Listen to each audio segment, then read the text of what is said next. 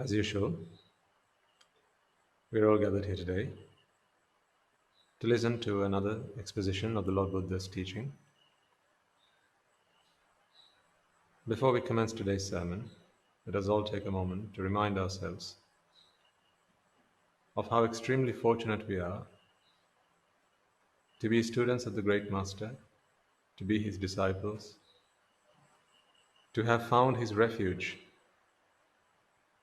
to be in his mercy, to have a path to our deliverance, to free ourselves from suffering once and for all.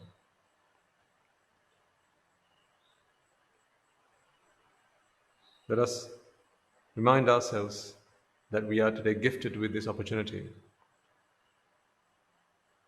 as we are students of the Blessed One. This is our blessing. To reflect on this, let us take a moment to be upstanding and recite the stanzas that were once uttered by Upali the householder, when he reflected on the very same thing, on how blessed he felt he was to be a son, to be a disciple, to be a student of the Blessed One. So let us be upstanding now then to recite these stanzas, followed by which we will seek refuge in the Noble Triple Gem, observe the precepts, and continue with today's proceedings.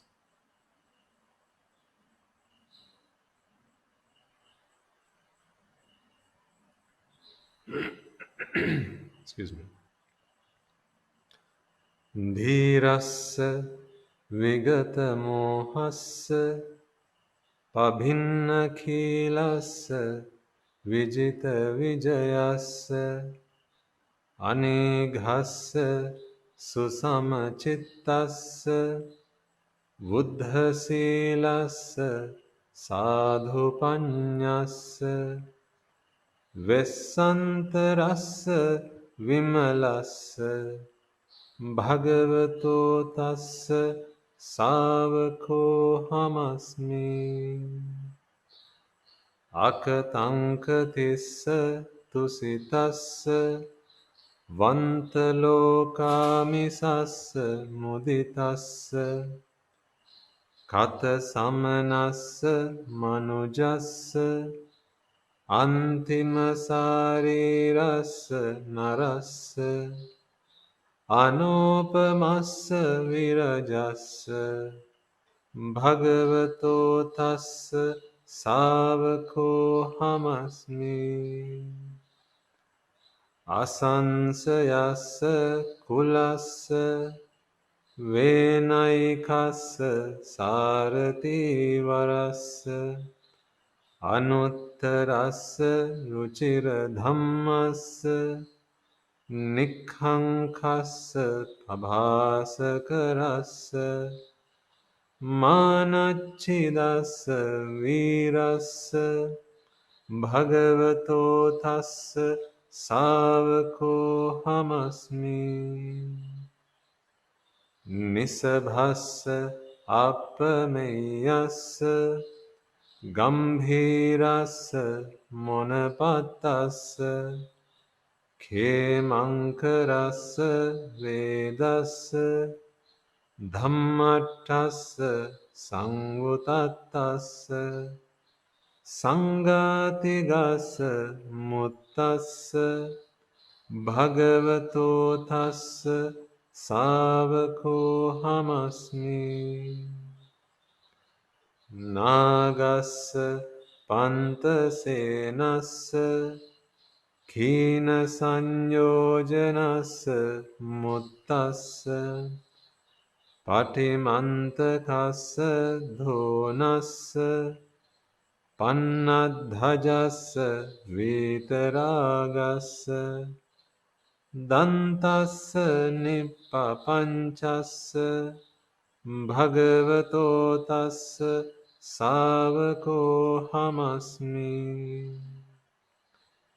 isi sattamassa akuhassa tevijjassa brahmapattassa nahatakassa padakassa Passadhassa vidita vedassa Purindadassa sakkassa bhagavato tassa savako hamasmi.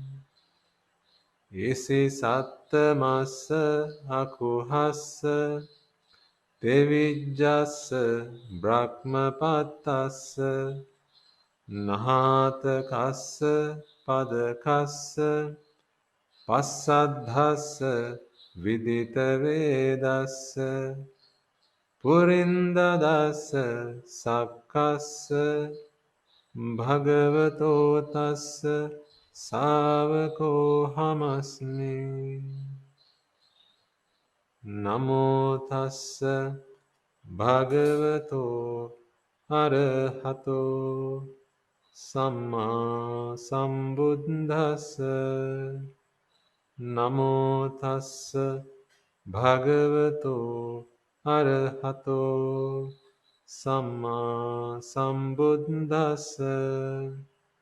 Namo tassa bhagavato arahato samma sambuddhassa.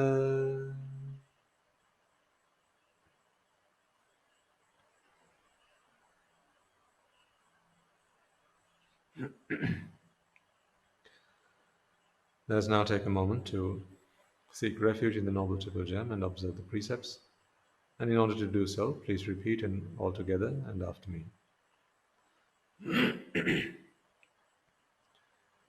Buddhang saranang gacchami.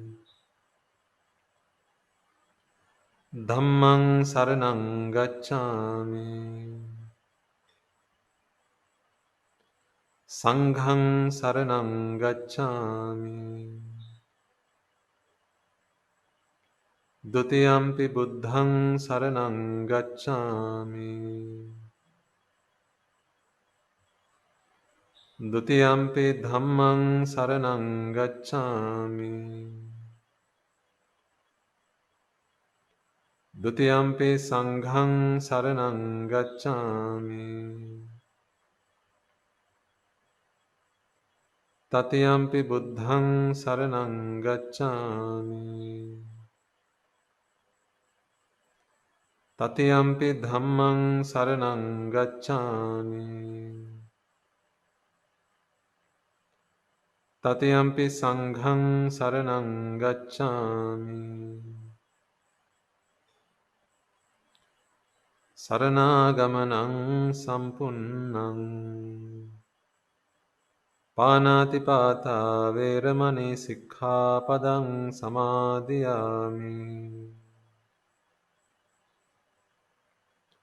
Adinnādāna veramani sikkhapadang samadhiyami. Kāmesu micchāchārā veramani sikkhapadang samadhiyami. Musāvādā veramani sikkhapadang samadhiyami. Suramēraya majjapamādatthāna veramani sikkhapadang samadhiyami. Tisaranena saddhiṃ pañcasīlaṃ dhammaṃ sādhukaṃ surakkhitāṃ katva apamādena sampādēt. Okay, you may all now be seated.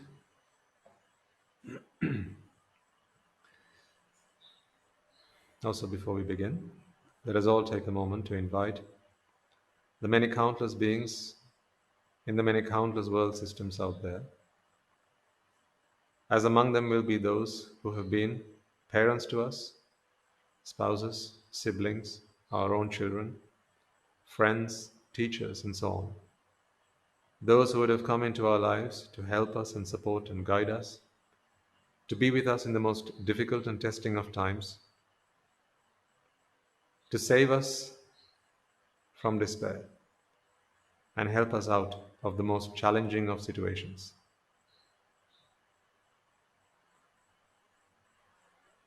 Today, we are able to enjoy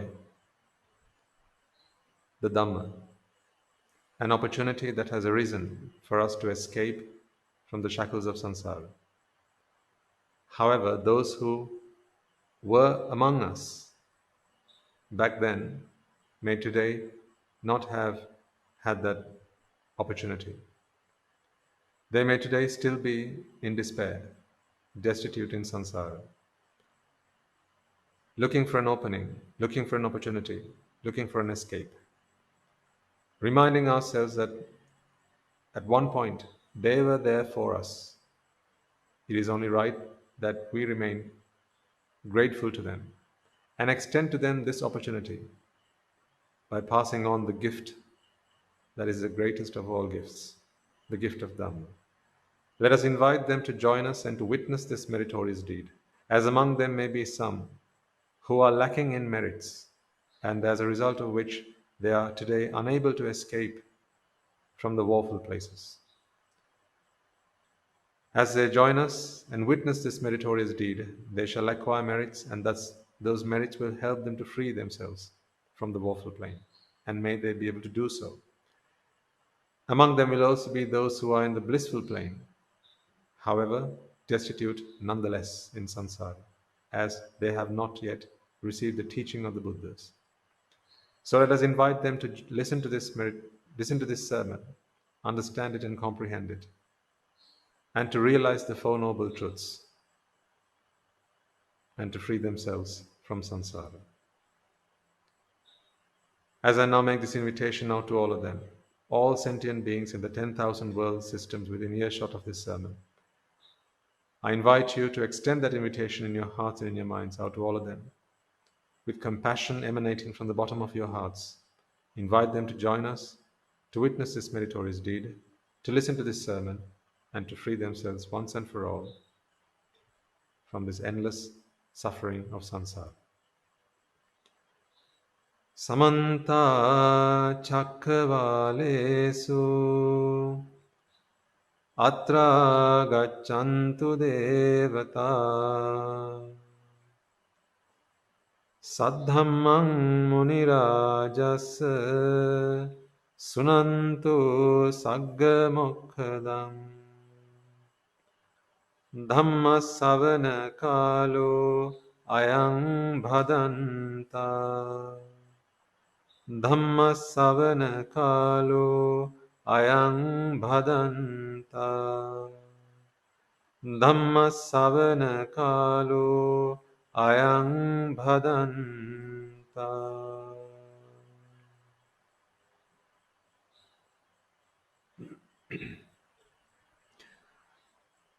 Also, before we begin, let us take a moment to remind ourselves that although today we may be kind-hearted, generous, beings who are very respectful towards our teachers, the Noble Triple Gem, and so on, we have not always been like this. In fact, quite the opposite has been the truth. Having fallen into the association of ignoble, immoral beings, on countless occasions we have failed to recognize and to realize the value of the Four Noble Truths, of the Noble Triple Gem, and so on. Having been blinded with ignorance and attachment, with desire, aversion, and delusion, on countless occasions we would have insulted, offended, reviled, desecrated the noble ones. And today the consequences of that have come to bite us. As we make efforts to free ourselves from samsara, the very things that we once desecrated are the very things that today we seek the association of. So, before we begin today's sermon then, let us take a moment to seek forgiveness for any misdeeds, for any wrong words or wrong thoughts that we would have once had towards them. Towards the Samma Sambuddhas, the Pacceka Buddhas, the Arahata Buddhas, Anagamis, Sakridagamis, Sotapannas, be they on the path of having attained the fruits, as well as the Buddha's ministry, the Sambuddhashasana. For any thoughts, words, or actions of revile, insult, desecration, slander, or offense, may we be forgiven once and for all. And as you take a moment to seek that forgiveness, let me urge you to make a solemn promise to yourself to never conduct yourself in that manner ever again.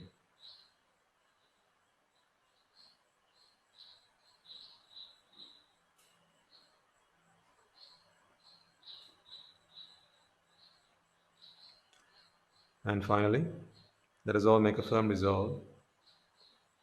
May by the power of all the merits that we would have conducted right from the beginning of samsara all the way up until now, may by the blessings and the power of those merits, we be able to realize the Four Noble Truths here, now, today, and achieve the noble state of Sotapanna and embark on our journey to free ourselves from suffering once and for all. And for any among you who may already have achieved that noble state, may through the course of this sermon you be able to fulfill the subsequent stages, and may we all attain the supreme bliss of Nibbana. With that resolve in mind, I invite you now to prepare yourselves to listen to this sermon.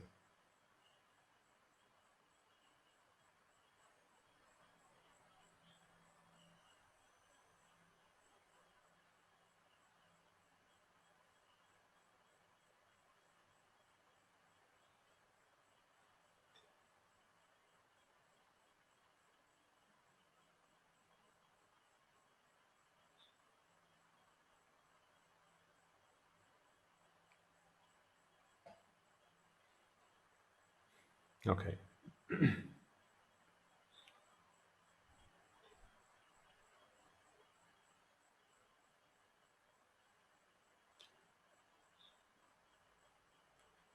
So today, I want to pick up from where we left off a fortnight ago.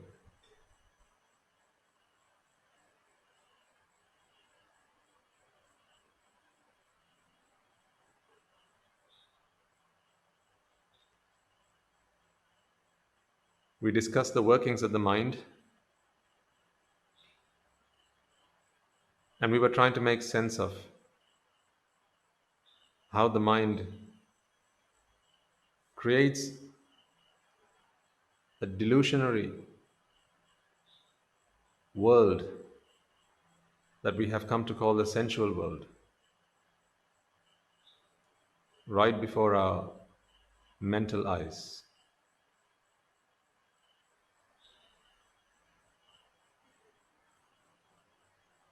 We discussed the possibility that this is possibly an ailment to which we may require a remedy.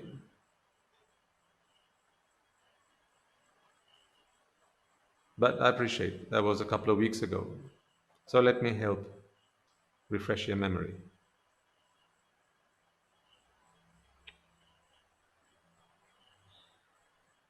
I did urge you to go back and listen to that sermon a couple of times over, and hopefully you have had the chance to do that. So for those of you who have done that, this reminder, this refresher,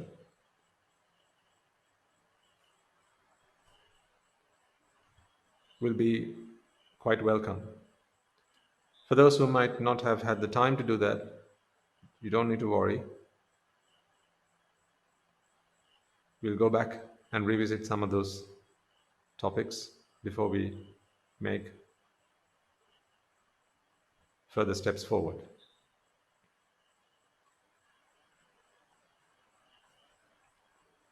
We started talking about the concept of time.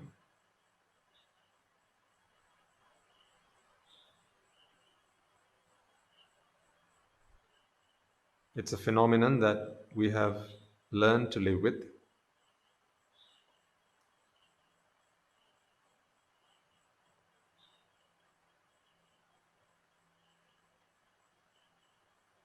We have learned so much about time today that people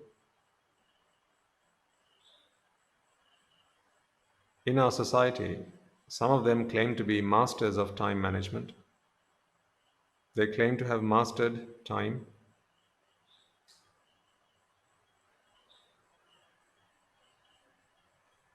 Time management is taught in schools, universities, seminars, lecture halls, talks given on stages and various other symposiums all around the world.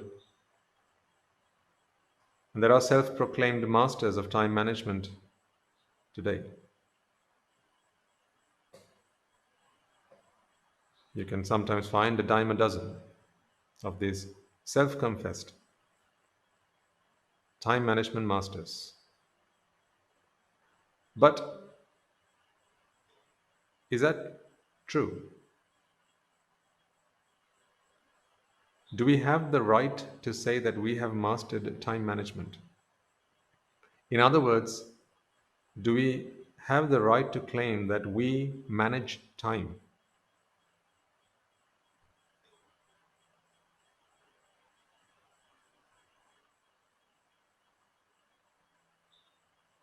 When you are the manager of something or someone,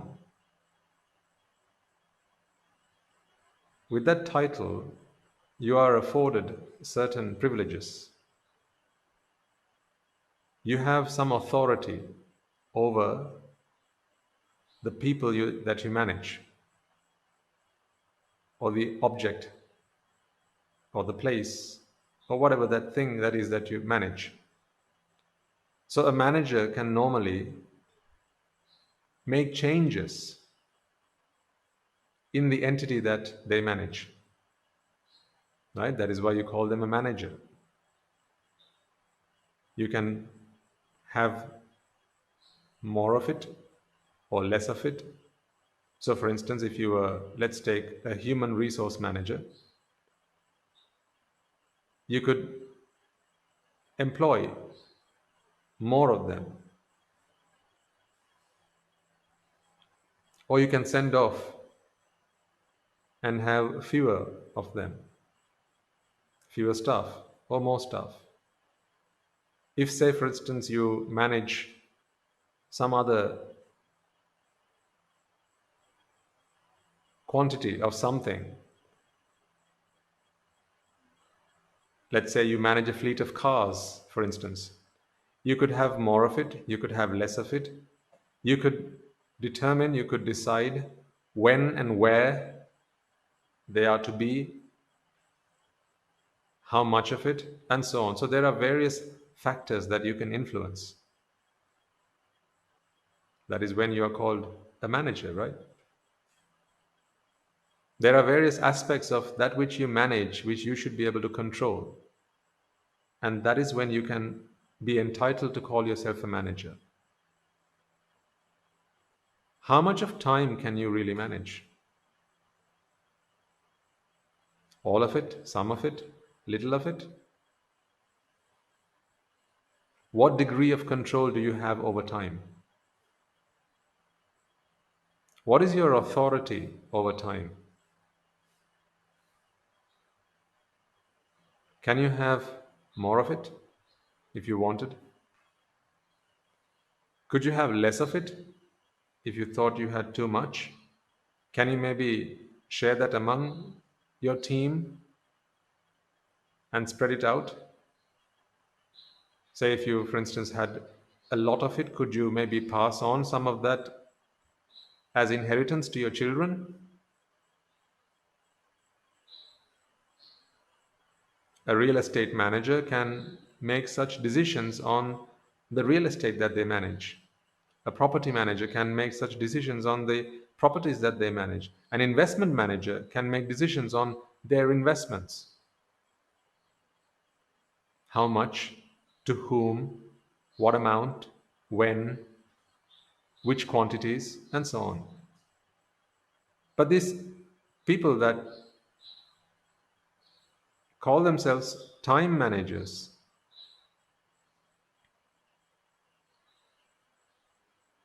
I have a question. How much of time can you really manage?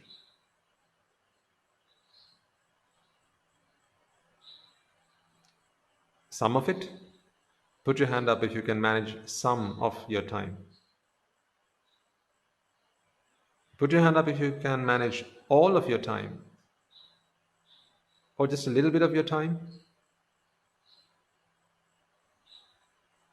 Just one tiny bit of your time, 1 second of your time, can you manage? I think we know the answer.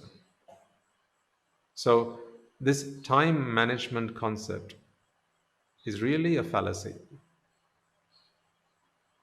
It is something that we talk about. I myself may have mentioned it in sermons and have asked you to manage your time. But today I speak to you in a different tone.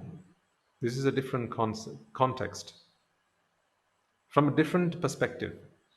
Today I ask you the question, the very thing that I asked you to do on one occasion, today I ask, are you actually able to do? Can you manage your time? Is it yours to manage? So really, can you manage your time? What part of that sentence makes any sense? What part of that question makes any sense whatsoever? Can you manage your time? Are you a good time manager? Well, there you see. We've started off on the wrong foot. To think that we can manage our time is a delusion. Really, no part of time do we manage at all. What really happens? What is it that really happens?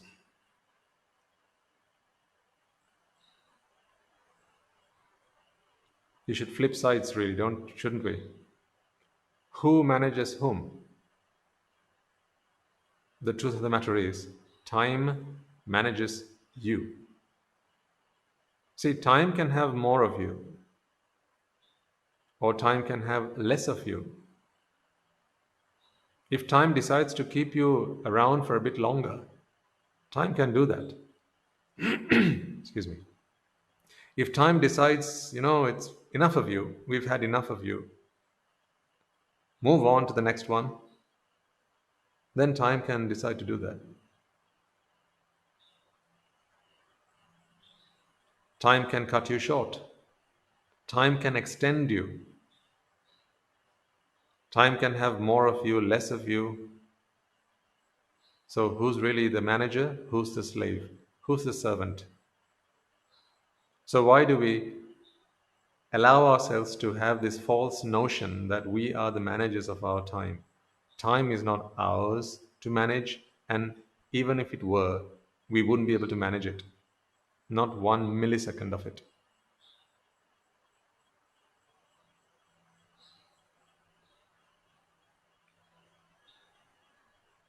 In fact, the opposite is the truth.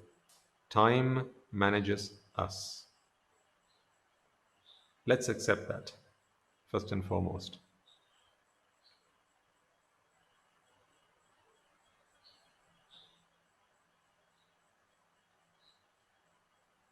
Sometimes victory is in accepting defeat.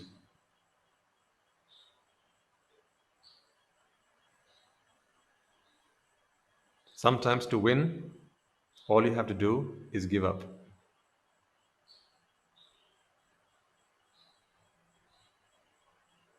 To have everything you want, sometimes all you need to do is let go of everything you're holding on to. Seems ironical. Doesn't sound right. But hey, so does most things. When you take a closer look at most things in life, they just don't look right. They just don't sound right. That's why no one seems to have figured this out yet. Certainly not until they get to learn the truth. That you can have everything you want if only you give up everything you own.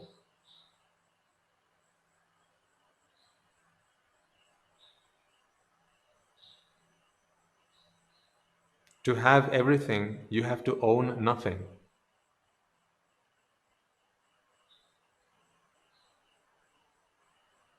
These concepts sound very absurd. I'll give you that. And to a first timer, this may sound like madness, as it did even back in the time of the Buddha, when he came along and said, to have everything you want, just give whatever it is you want and you will have everything you want. There were people back then who challenged this concept. That makes no sense at all, they said. How could you give and have everything you want? If you want to have something, you've got to collect it, you've got to gather it, you've got to hoard it, not give it away.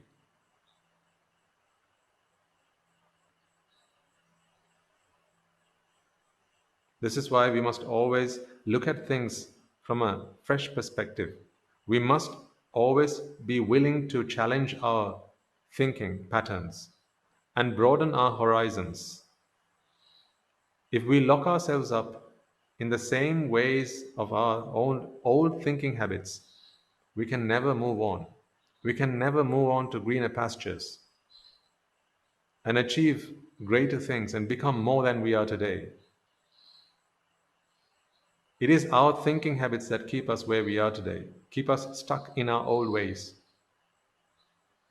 That is why, in the presence of great people, great minds, we must allow them to influence us. We must allow them to talk to our minds and talk to our hearts.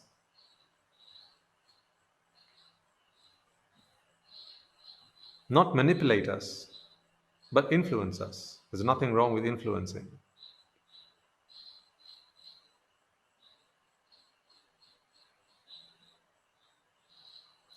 But if one is so adamant and considers that it is only they who know, and no one knows better than they do, if one thinks that I know it all,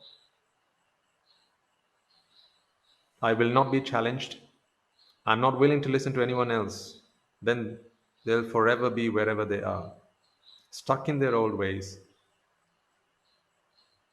never able to find a deeper meaning.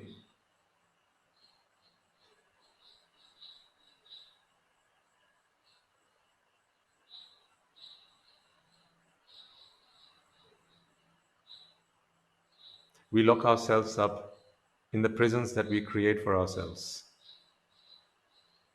That is the truth.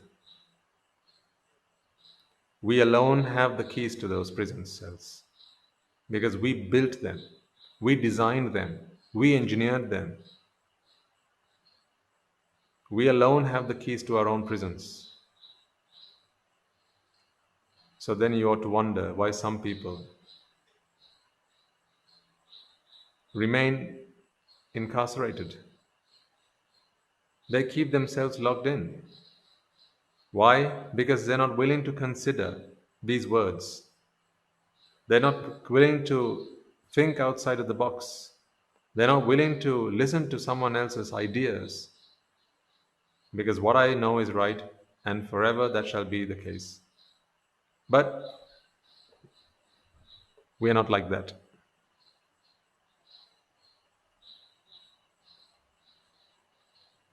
Are you willing to be a different person tomorrow than you were yesterday?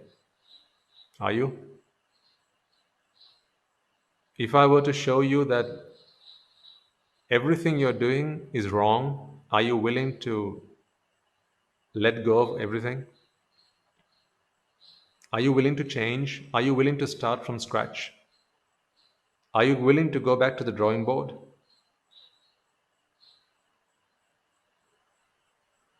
This is easier said than done. If I were to prove to you that everything you've done over the last 50, 60, 70 years of your life have been nothing but a waste of time, and really you got to start again, are you willing to even listen to these words?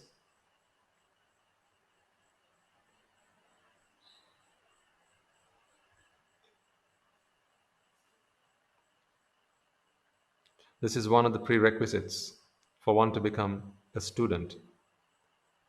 of any type of philosophy, let alone Buddhist philosophy. Because what the Buddha taught, no one knew before his arrival. His way of thinking was a different one. His approach to life was very different.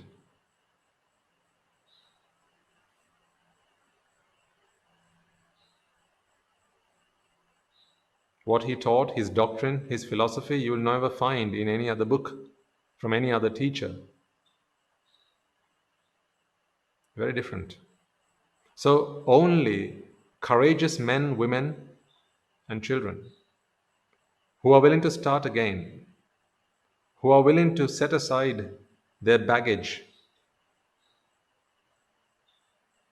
that they have built up, acquired, gathered over the best part of their lives, willing to set all that aside and start fresh, start anew, will truly be able to achieve something out of this. That is why you must forever remain a good student. In every walk in life, folks, in every aspect of your life, always be prepared to start new. Always remain a child. Always allow yourself a new chance, a new opportunity, a new beginning, a new way, a new method. Don't ever lock yourself up simply because it was done the same way for the last 60 years doesn't mean it has to be done like that tomorrow as well. You can change. That is one of the gifts we have as human beings. We can change any time. At the drop of a hat, you can change. At the bat of an eyelid, you can change. That is the power of the mind. You can change anytime you want.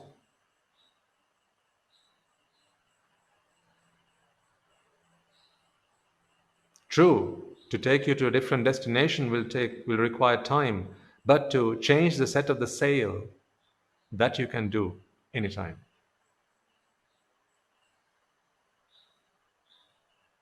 Be willing to change. Because the ability to change is perhaps the greatest gift of mankind. The ability to change. If we forego that,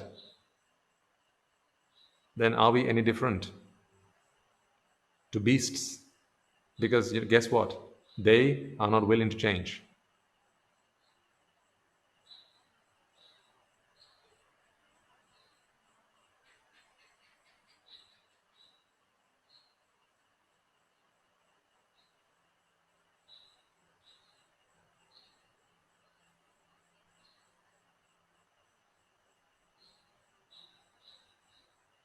So what sets us apart is what we must embrace, is something that we must hold dear to ourselves and make use of. Because particularly on this journey, we need to be able to change, and our ability to change is what will get us where we need to go, where we need to be. So are you willing to change? That is the best part of being human. Are you willing to make use of that? It may be that you have earned a lot of money, a lot of wealth over time. Perhaps it may be that one day you begin to realize that not all the money I have earned in all the years I've been alive is getting me where I want to be. But it may be that you spent and toiled all of your life earning every cent, every penny, every dollar. Are you willing to put that all aside? Are you willing to start fresh? These are examples we need to take from the lives of our heroes. Look at the Buddha. He started fresh. Not once, not twice, how many times over? Remember, he was a prince born into a very rich family, a royal prince, one of the richest in the time, at the time, one of the wealthiest kingdoms, one of the most powerful kingdoms. And then one day came, he thought to himself, none of this is what I want. He decided, I shall renunciate. He gave up everything. Everything.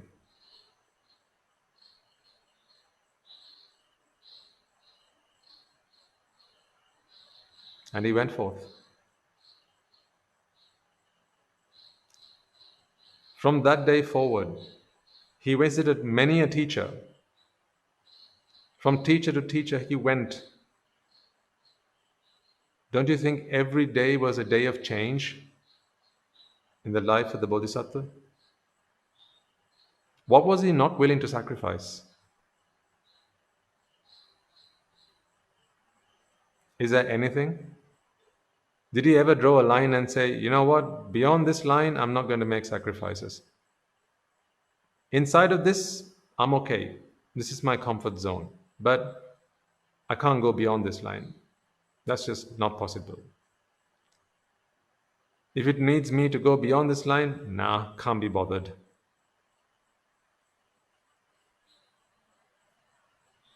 Was he ever like that?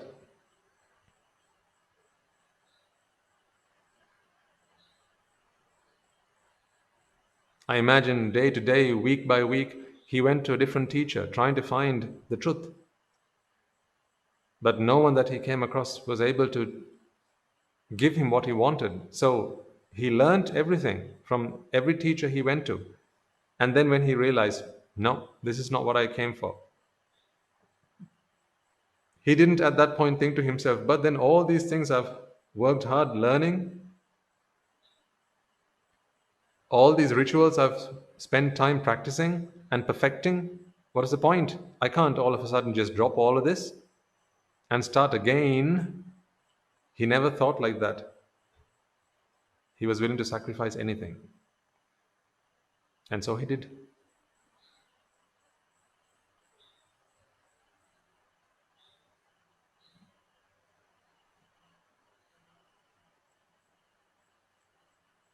Eventually he got to the 5 ascetics.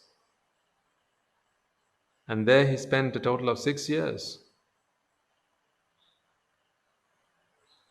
practicing extreme austerity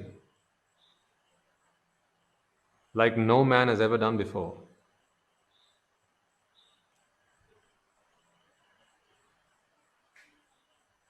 A stark contrast to his life as a prince, don't you think?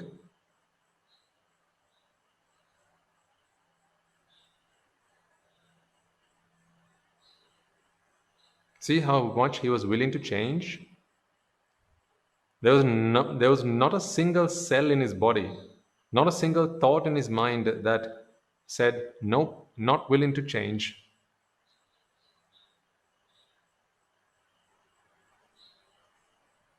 I tell you, you couldn't find a single cell in his body that said, nope, not willing to change. There was nothing about him that was not willing to change. He was always willing to change. These are the makings of the great men, great women, great people. I'm asking you, are you like that? When shown the truth, when the truth is presented to you and laid out bare, are you willing to change? Or is it too late for you? I'm asking you, is it too late for you?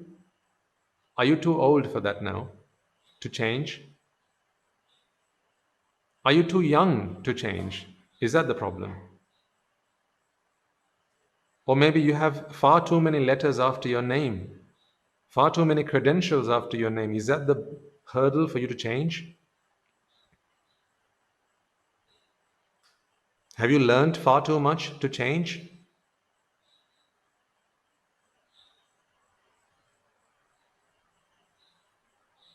Or just do you know too many people? Are you too well known to change?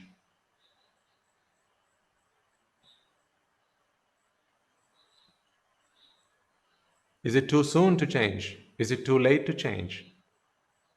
Are you too wealthy or are you too poor to change?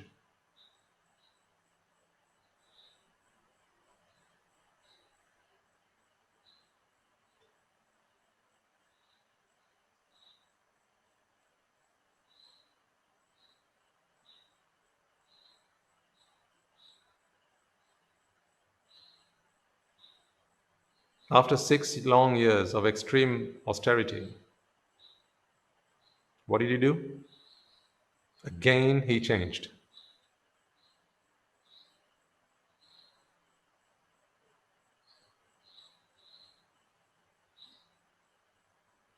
And this is not just any old austerity, folks. Can you imagine?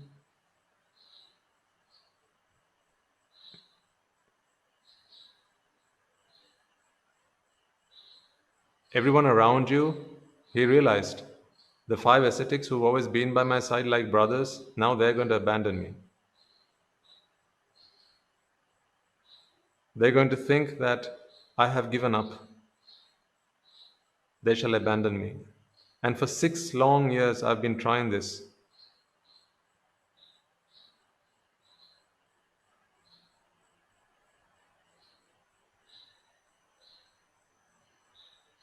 What might they think about my resolve? What might they think about my courage? How might that affect my personality, my integrity? They'll start to question all of these things. They'll think I'm weak hearted. They'll think I'm too weak to hold on to determination, to a resolve. They'll abandon me. They'll shun me. They'll embarrass me. But this is not what I came here for. I haven't found what I've been looking for. Therefore, I shall change yet again.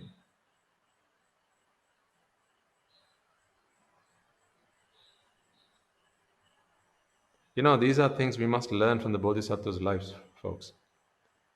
Far too often we only look at the Buddha's life and see what can we learn from the Buddha. Why do we forget that the Bodhisattva was the Buddha in making?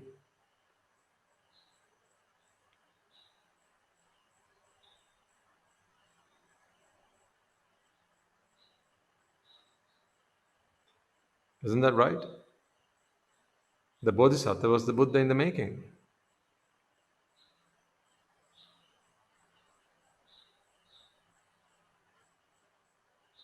It is everything that he did as a Bodhisattva that made him a Buddha, yes or no? Nothing he did as a Buddha made him a Buddha because he had already become a Buddha. Sometimes we quite easily forget the causes that lead to a result, and we focus far too much on the result itself. Excuse me.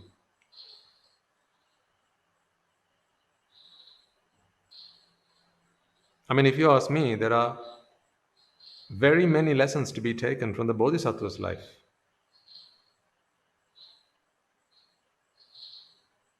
One of the best lessons for me is always be willing to change.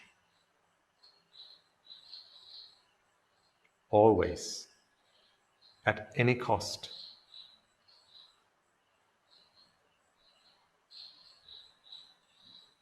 Because to win, you have to have the ability to change.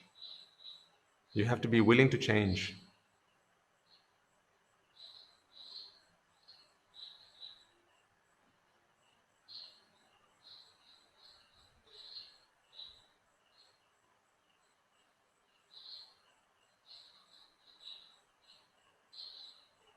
He knew it. If I change now, then I won't have anyone by my side. I'll be alone again.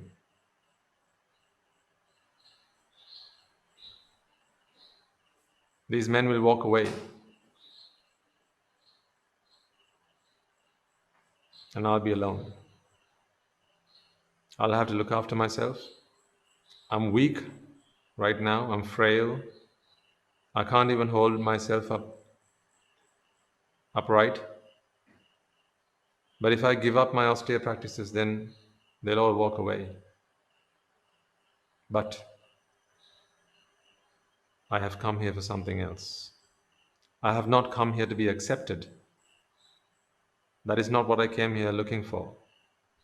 I have not come here looking for respect or endearment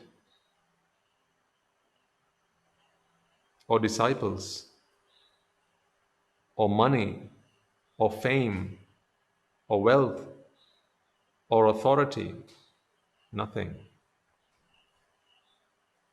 What is the point in having anything if the one thing I want I have not yet achieved?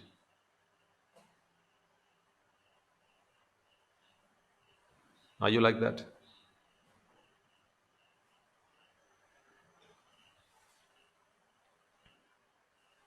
Generally speaking, aren't you all people who have everything except the one thing you want?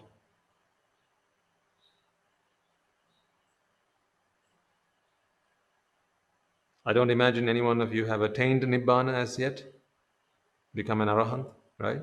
So, given that,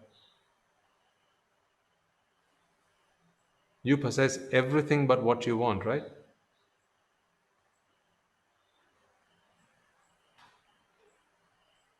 You have your money, you have your cars, you have your family, you have your jobs, you have your houses.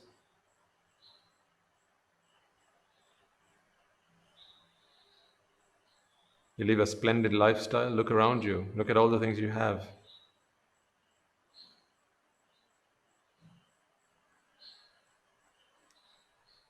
But what is the point of having all of those things if you don't have the one thing that you really need, that you truly need, that your soul so badly desires? A chance to be free.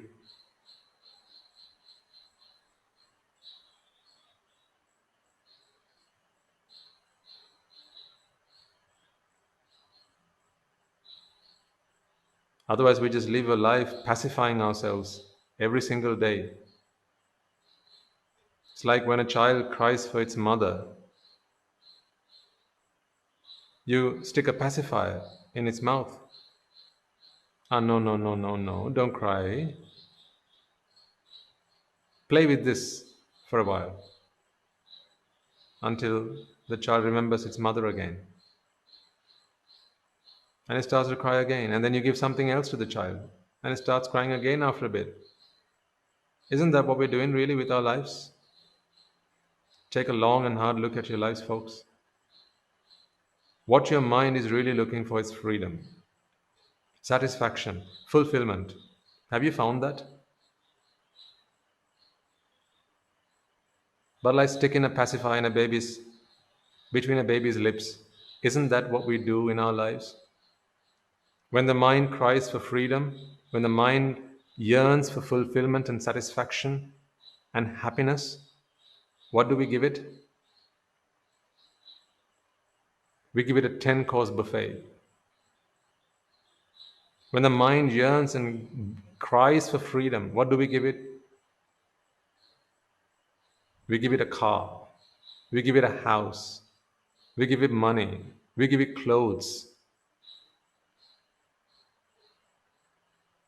What's the blooming point?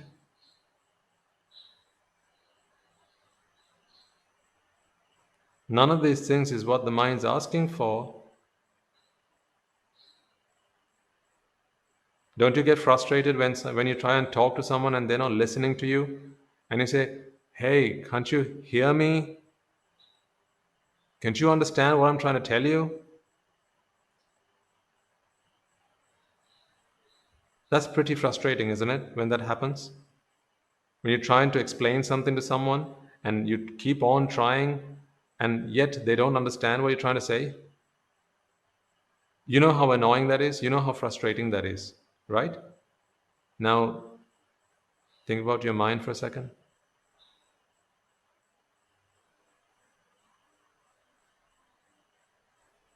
Every single day of your living life, your mind has asked you for something. Give me freedom. Let me free. Let me be. Just let me be.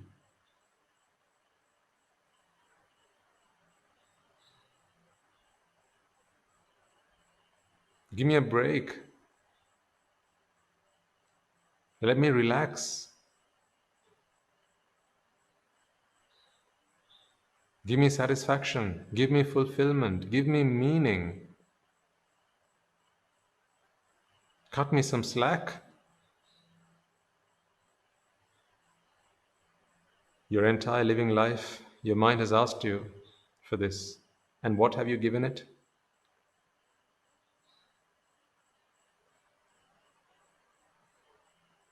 Everything but, right? You're giving him money, you're giving him cars, you're giving him clothes, you're giving him women, you're giving him men, you're giving it ice cream, you're giving it pizza, you're giving it sausages, you're giving it everything under the sun except for what it asked for.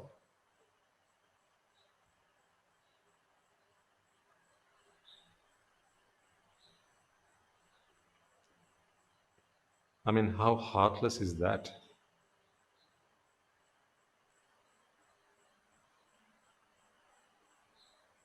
You, who gets annoyed, who gets frustrated when someone doesn't listen to you and do as you say, you do the very same thing to your own mind, don't you?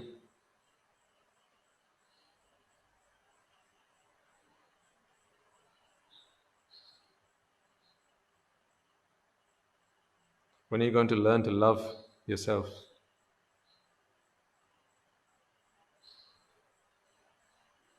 When will you learn to love thyself?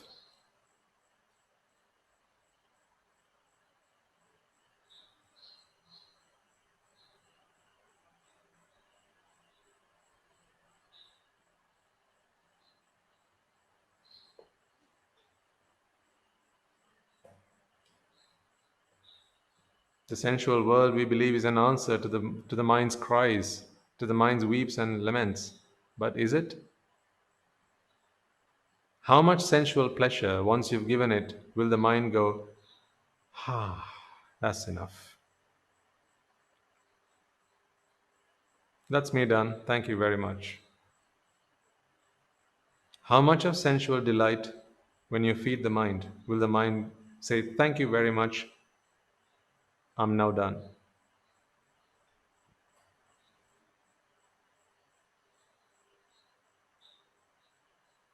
I mean, take a long and hard look at your mind, folks. Look at what you've done to yourselves. You got to take a step outside. Take a step outside of your own self and look at yourself now. Would you treat a child like you've treated yourself if you loved it?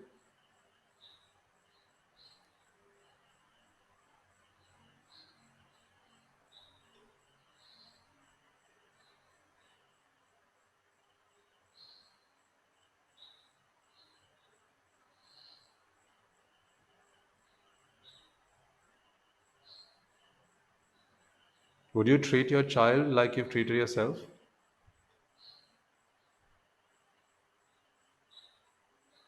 Where is your self, your sense of self empathy?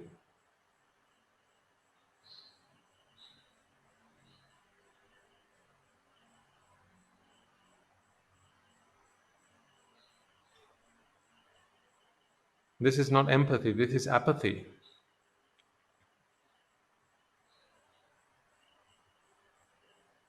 Couldn't care less. The mind's asking for freedom, and you tie it up in knots. The mind's asking for an opportunity, a moment to breathe and to relax. You lock it down.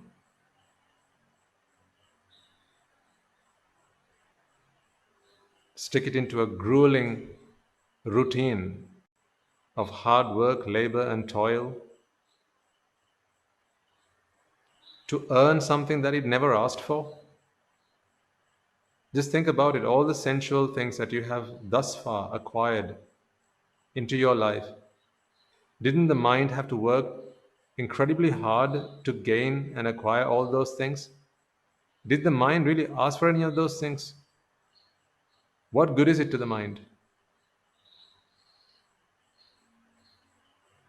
Can it die in peace?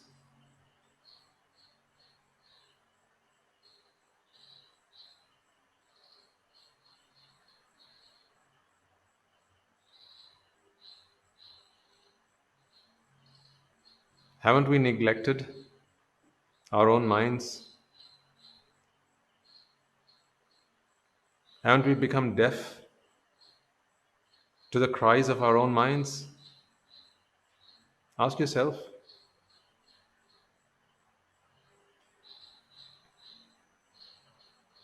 Is there anything that you have given it thus far with which you can say with 100% confidence, my mind will be happy with that? Is there anything? Name one thing.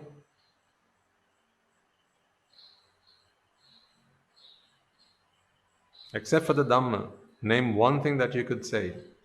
This thing, Swami Mahansa, I have given myself. I have rewarded myself with this, and my mind will be happy with it. I don't know if you understand what I'm saying to you folks right now. I don't know whether this is too abstract,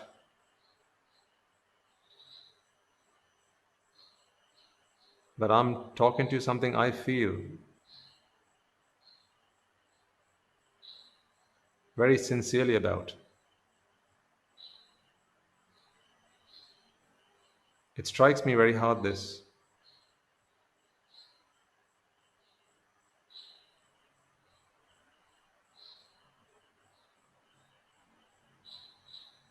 I don't know if you feel me,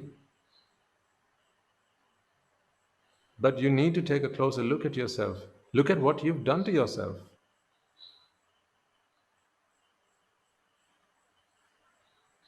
Not once have you done anything to heal your mind. Not once have you done anything to give your mind what it asks for. All the time you are just sticking pacifiers in its mouth.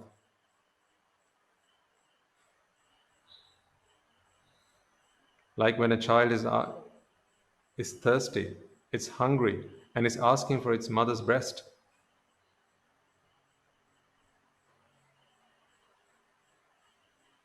You stick a pacifier in its lips. In the same way, when the mind is asking for freedom, for the simple taste of freedom,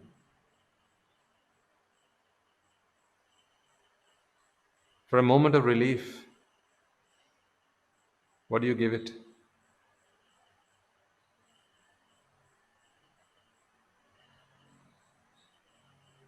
You feed it with the fire of desire, the fire of aversion, the fire of delusion.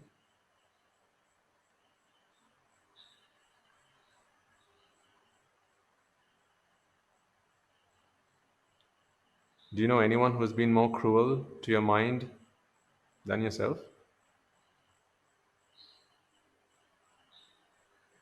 You got to think about these things.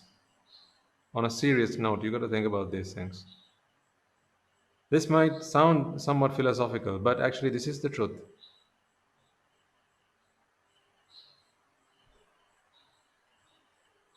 Yes, I'm not talking to you in day to day language, but you need to take a step outside of yourself and now look at yourself and then ask yourself some questions. To do this, you need to get your mindset outside of the day to day run of the mill.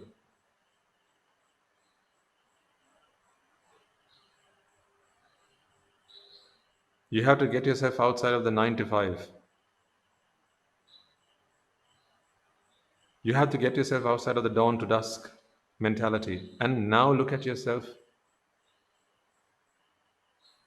20, 30, 40, 50, 60, 70, 80 years of doing the same old stuff.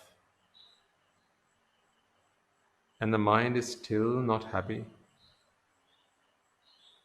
Not an inch have you moved closer to happiness. to freedom.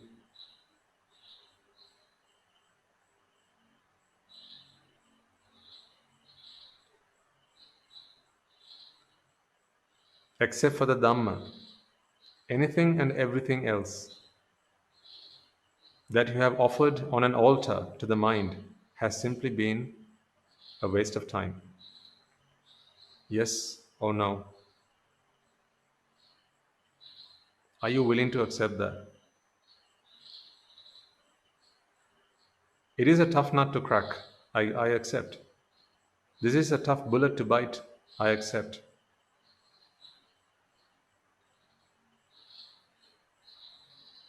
It is an ugly truth to open your eyes to and accept. That much I'll accept. Yes. Seems to go against everything that you're about.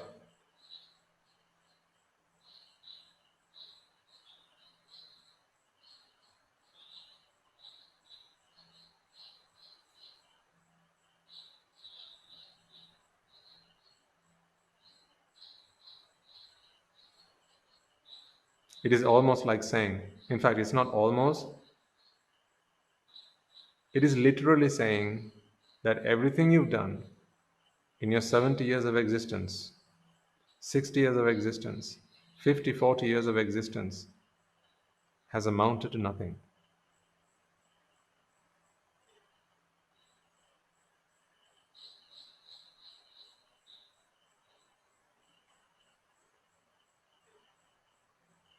At least now, are you willing to change?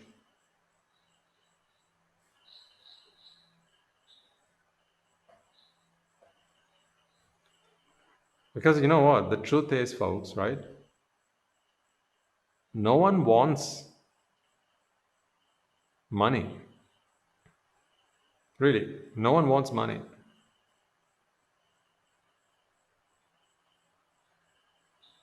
What people want is happiness.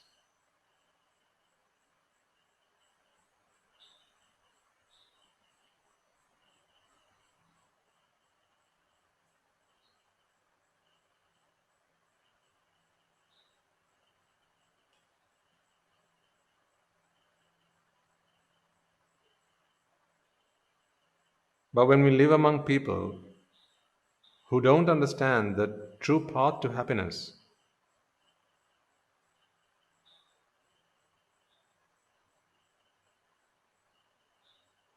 well, then you can masquerade money as happiness.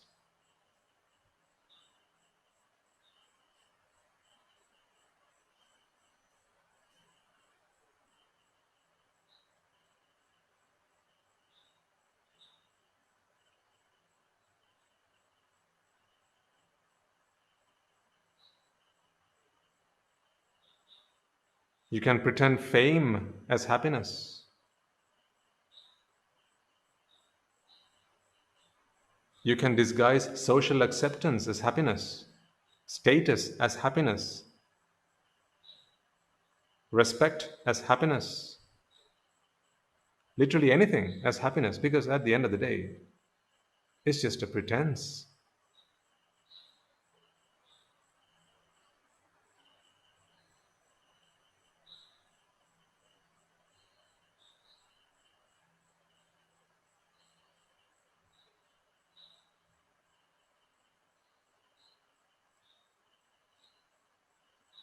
And we don't see this happening to us until we take a step outside of our own selves and take a long and hard look at ourselves. Have we done ourselves justice? Think of the mind as being a separate entity, another person. Think of your own mind as a third person. So there's you, there's me, and then your mind.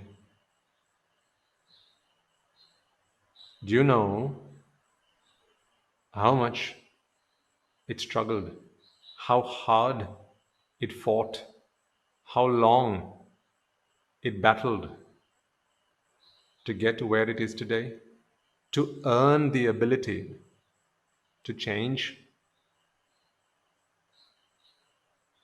to earn the right, to earn the opportunity to change, to become something else, to become better, to move on, to actually find freedom?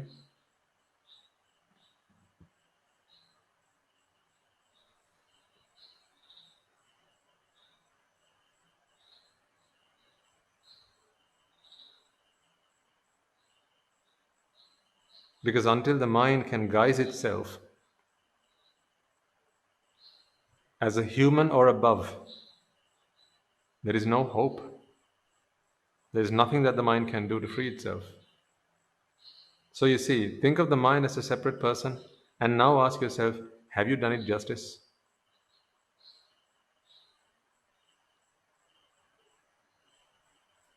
It is as if your mind has come to you asking, seeking asylum, right?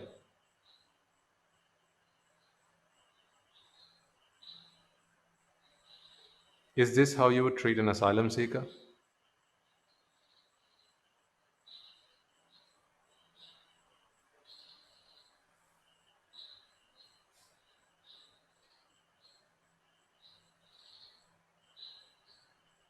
Although this might sound like it, I'm not telling you off. You understand that? I'm inviting you to think, to consider.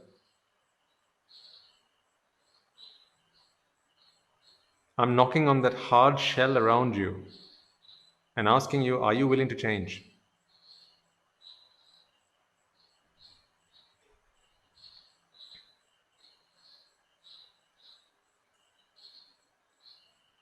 Because once you encapsulate yourself in that shell,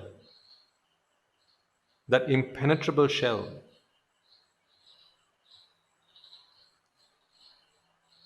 then you isolate yourself, you cocoon yourself in that.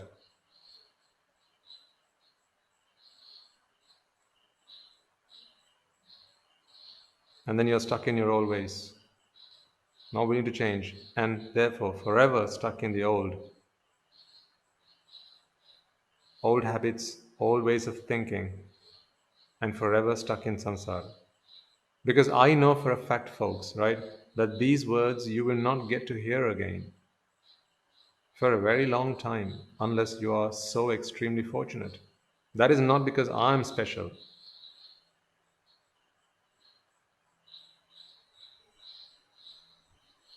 You know that. I would never talk to you in that way.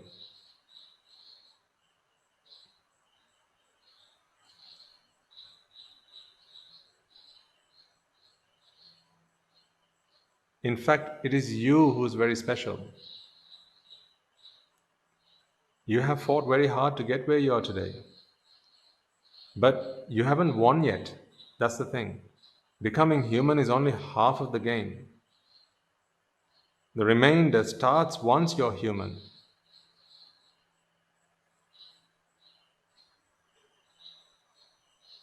To have become human is not to have won it all. It's not the be all and end all of everything. It is only half the way. From there on, you have to start the battle. But look at what we've done. We've earned ourselves a human life. And then what did you do? How did you spend the last 50 years of your life? Look at all the things youngsters these days are up to.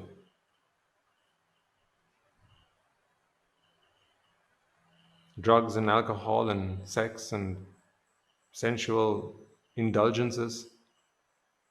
What are they wasting away? Don't you realize that? Stuck in front of a TV set for 8 hours a day, what are they wasting away?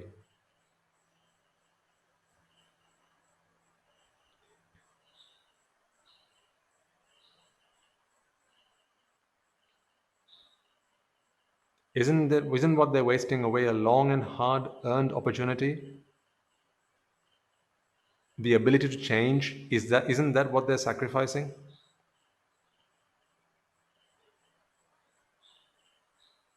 In front of the altar that is the TV stand?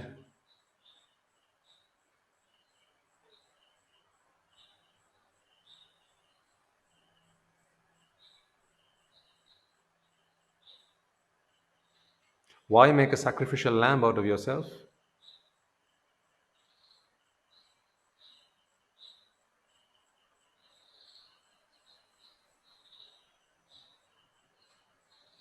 Are you willing to change? When will they ever decide to change? See, for that to happen, these words must reverberate through those ears, through those minds, in those hearts. They must tug on a heartstring, and these words must echo in their minds. These words must get them up on their feet, spring them into action, put new resolve into their minds. But for that, are they meritorious enough?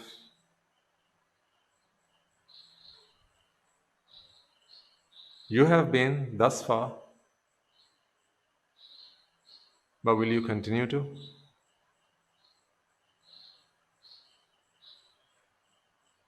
These are all questions I ask myself from time to time. Do you have the merits to continue to listen to these words for many years to come? Until it is done. Remember, I'm not saying I'm special. By these words, I don't mean my words personally, because none of this belongs to me.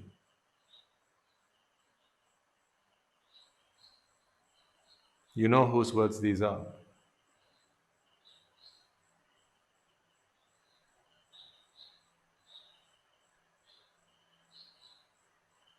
I'm just a radio.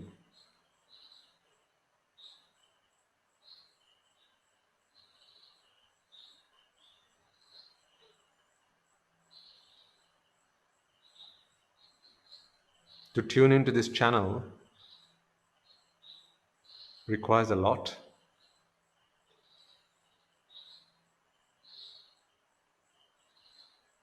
And then to stay tuned requires even more.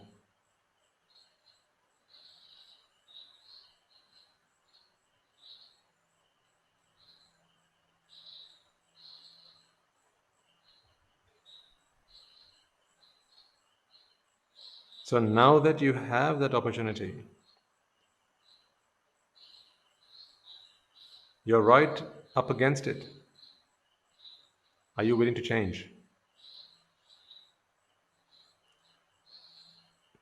Unless you are bound by duty, obligation, right?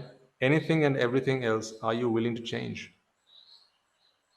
Are you willing to forego?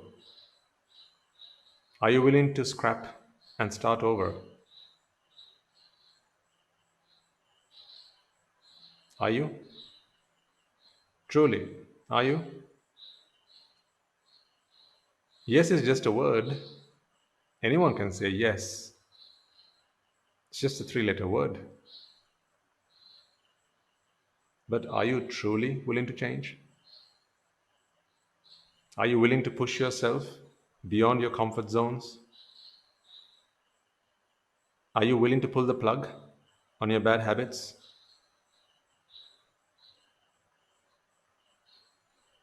On the habits that keep you from achieving the ultimate bliss? Are you willing to make sacrifices? Are you willing to stay up to burn the midnight oil?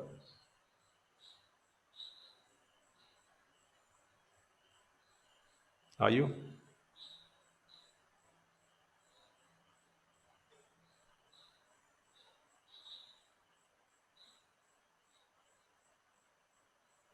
Are you?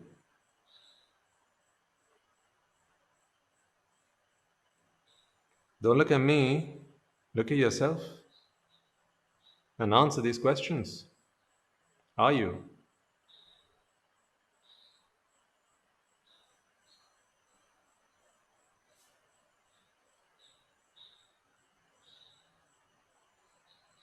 Because guess what? You have the ability to be a different person tomorrow to who you are today.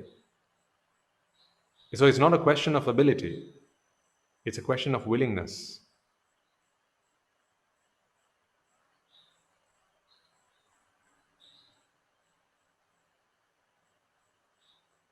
You can, But will you?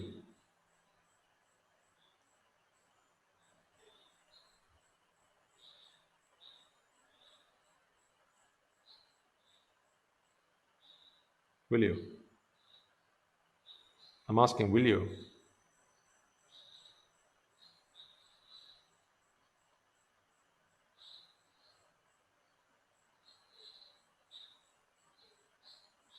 If you are, then ask yourself this question.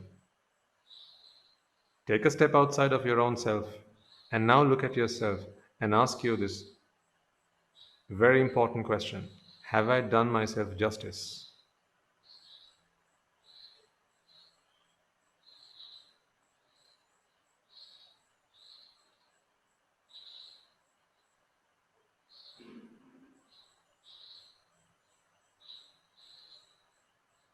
Have I done myself justice? What has my mind asked for? What have I given it?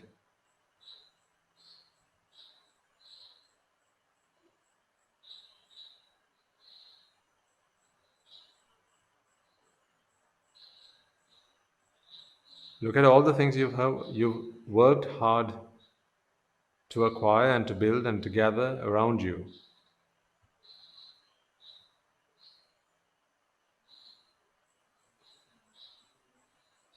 All of your assets, all of your wealth, all of your property, everything you own, right? Give me a list of the things that your mind really needs to be happy.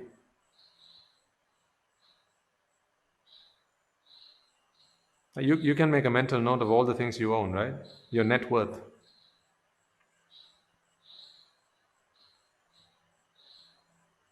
That of all those things that you own, of all the things that you possess, filter out a list of things that your mind really needs.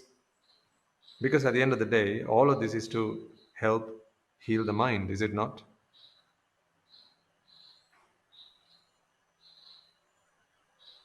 I mean, you can't shove more than 3 square meals into your body per day. That's all the body needs. The remainder is for your mind, is it not? You didn't bring home a television to feed your body. You brought it to feed your mind. Tell me, did the mind ask for a TV? If it did, should it not be satisfied by now? Should it not be fulfilled by now? So why does it still weep then? Why does it still cry? Why does it still suffer? Are you so heartless as to ignore that?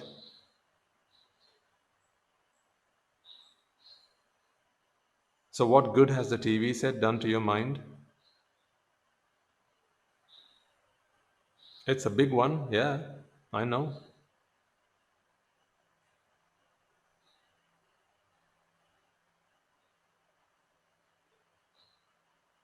You got a fast car, yeah, I know. It's a sports model, yes, I know.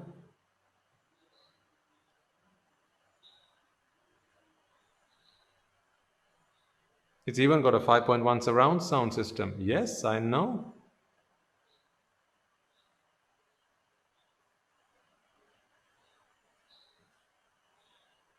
How much of that was for the mind? Is the mind content today? Now that you've given it, is the mind happy? Has the mind settled? Is the mind content now?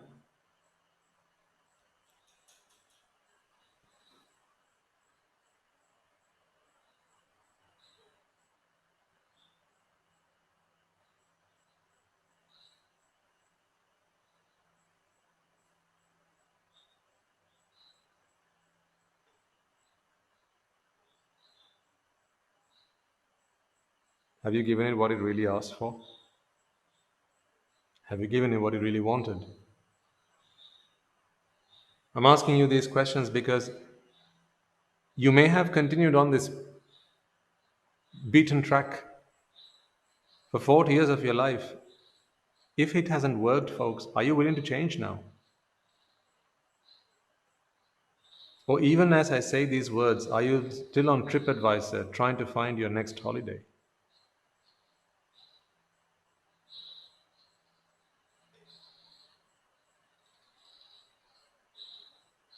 As you listen to these words, are you shopping for your next brand new television set?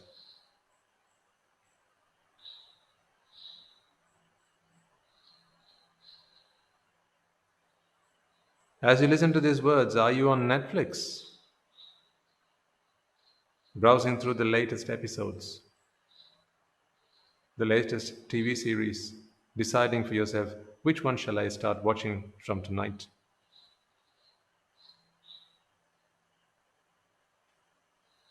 How many hours of TV have you oogled by now? Is that what the mind wanted? Is that what the mind asked for? After, at the end of the day, you got to do something to please the body, something to please the mind. There is not a third entity to please, right? You must either give yourself something for the body or something for the mind. There is not a third entity.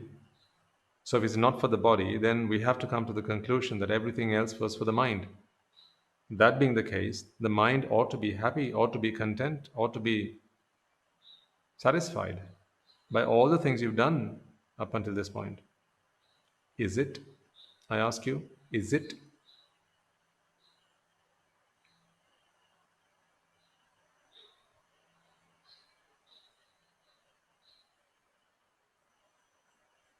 Hold your mind by its hand and take it to your favorite bank, get it sat down with the teller and ask, make an inquiry, how much money do you have in the bank account?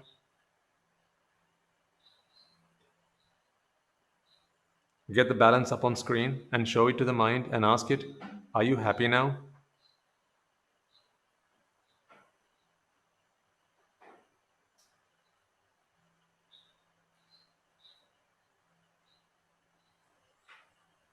Ask. Come on, do it. Log into your online banking. Bring up the balance on screen. Now ask your mind, are you happy now? What's the mind going to say? What's this? I don't want any of this. It's not what I asked for. Then what are you going to say? Take your mind, hold it by its hand and take it to the fridge. Open the fridge door and show it to the mind and ask it, are you happy now?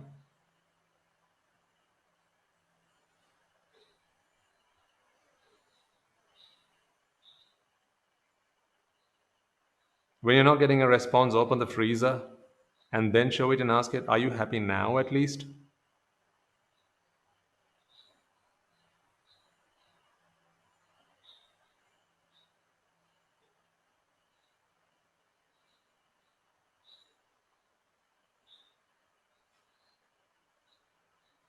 How much of that have you already shoved down your throat?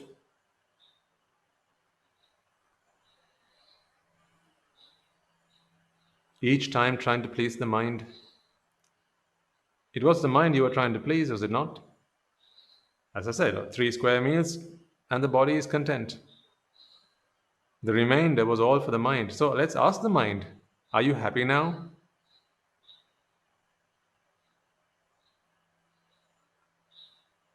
That strawberry souffle in the fridge, that mind body doesn't need that.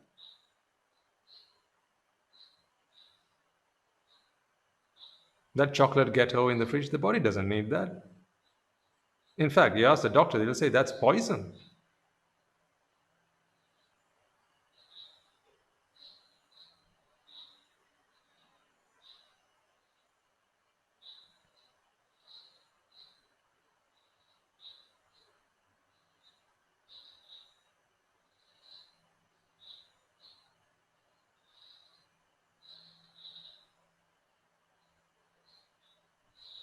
Want it? Is it not poison? So you are willing to poison the body to please the mind. Okay, so at least let's ask the mind, are you happy now? What's the mind going to say?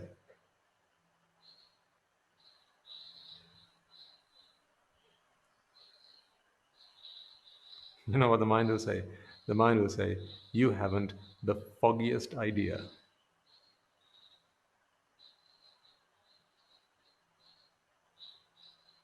You have mistreated me. You have not looked after me. You haven't taken care of me. You've never given me what I wanted. You've never given me what I asked for. I worked so hard to earn this opportunity for us.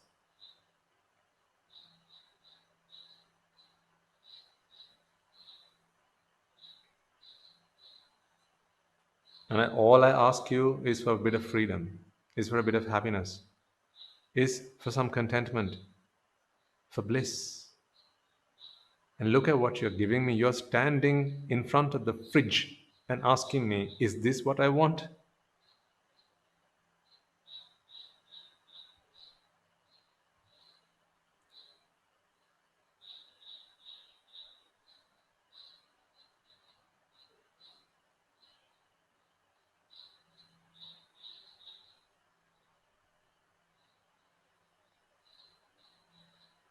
I mean, you've got to be really brave to take your mind, hold it by its hand, up to the fridge and open it and ask it, is it what, are you happy now?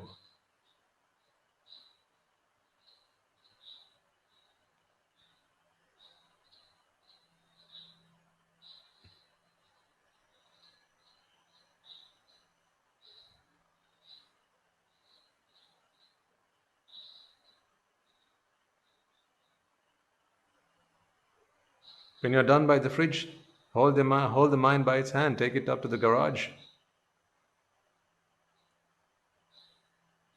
Show your mind all the cars that are in your garage, your Ferrari and your Maserati, your Lamborghini and your Bentley. And now ask it, are you happy now?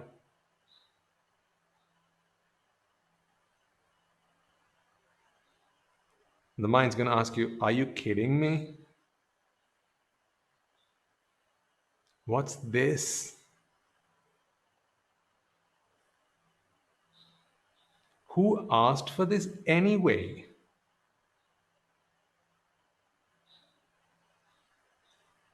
What's all this nonsense? What a load of crap, it'll say. What's this?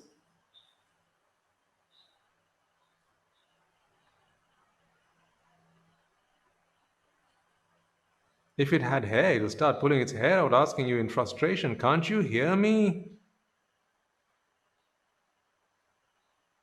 Just like when you're trying to get someone's attention and when you're trying to get yourself heard by someone, remember that feeling?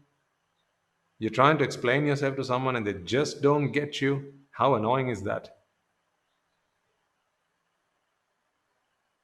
Imagine how your mind must feel.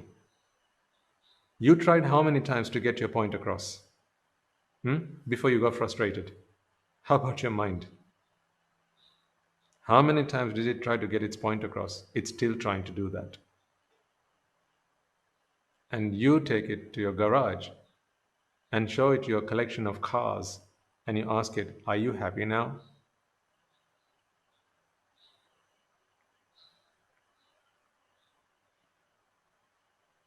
Your mind will ask you, are you mad now?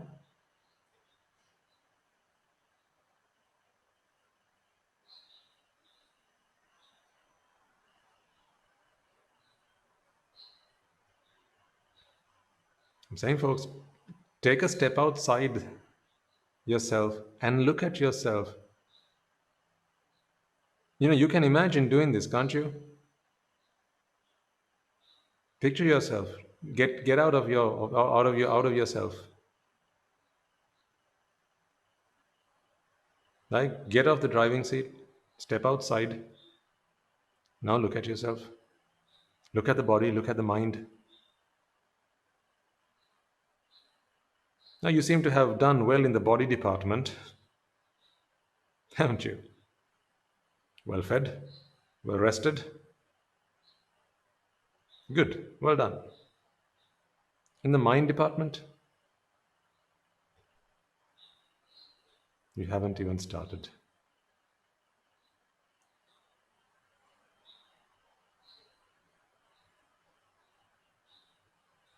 And the fact of the matter is, trying to satisfy the mind, sometimes you might have even overdone on the body department. All those extra inches around the waist, that was not for the body. Look at yourself in the mirror. Look at how taking the wrong measures to heal, to satisfy your mind, takes its toll on the body as well.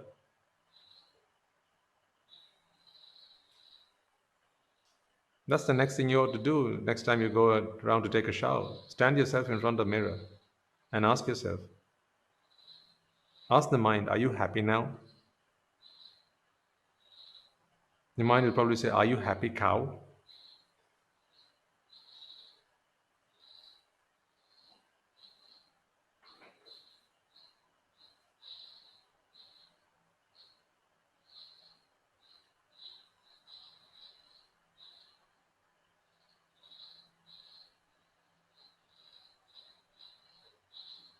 Seriously?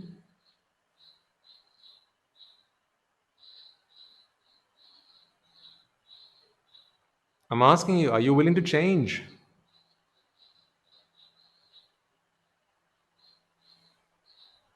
Is it not high time we made some decisions, some choices?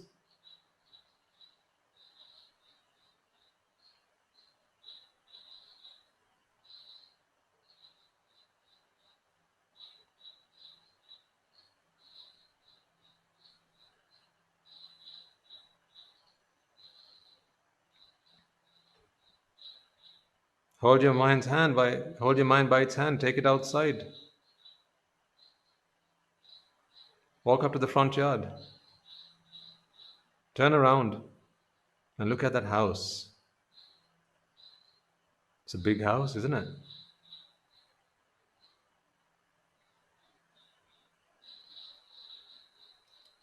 Has a lovely balcony, new extension, well done. Murals on the side, well done. Nice little waterfall on the side.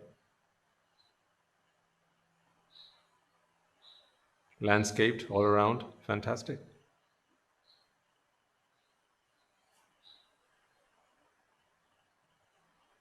Sitting in a 100-acre plot of land,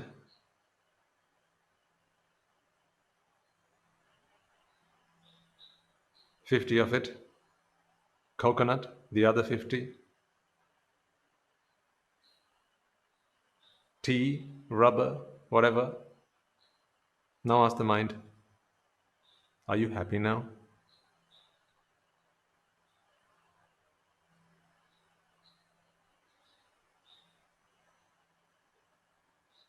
What's the mind going to say? Don't make me laugh.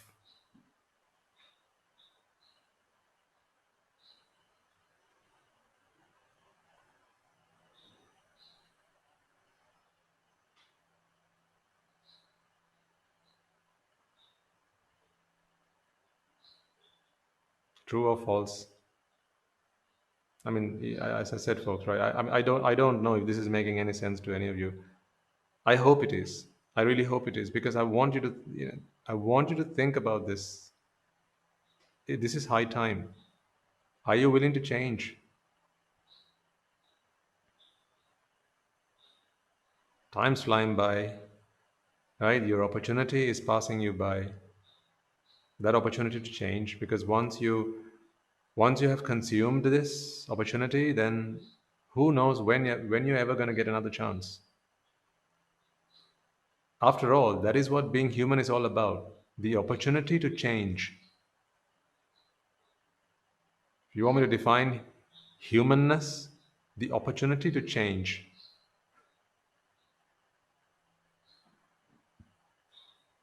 What is being born in the blissful plane all about? It is the opportunity to change.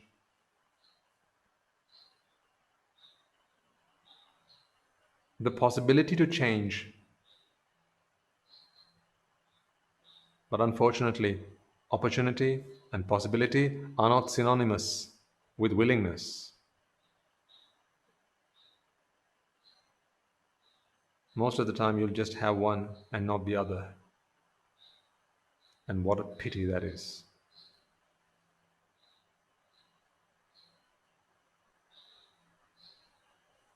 You have worked hard to build a sensual world around you, and you continue to build that. You continue to augment that with everything you can get your hands on. You continue to work long and hard hours, building it up piece by piece, beautifying it, glorifying it, shining it, polishing it.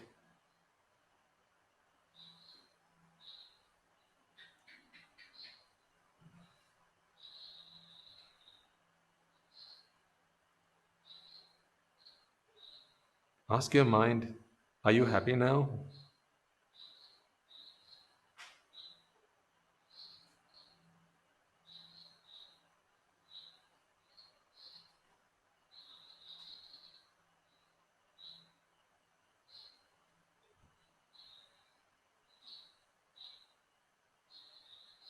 Take it in front of the drawing table or your dressing table in the bedroom and show to it your collection of jewelry, the finest there is, the diamonds and the pearls and the emeralds and the rubies, the gold and silver. Now ask the mind, are you happy now?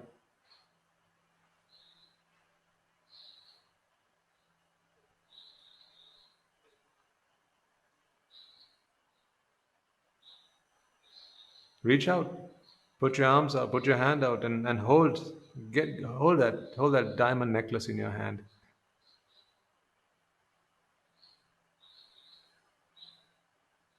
Yes, that one with the Swarovski crystals. That's the one. Pick it up. Put your hand on your earlobes and feel those golden earrings and ask your mind, are you happy now?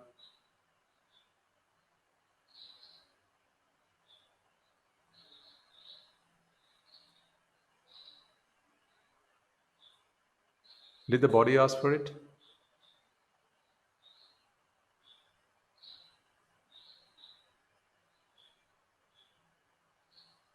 Open the drawers. Get out that makeup kit.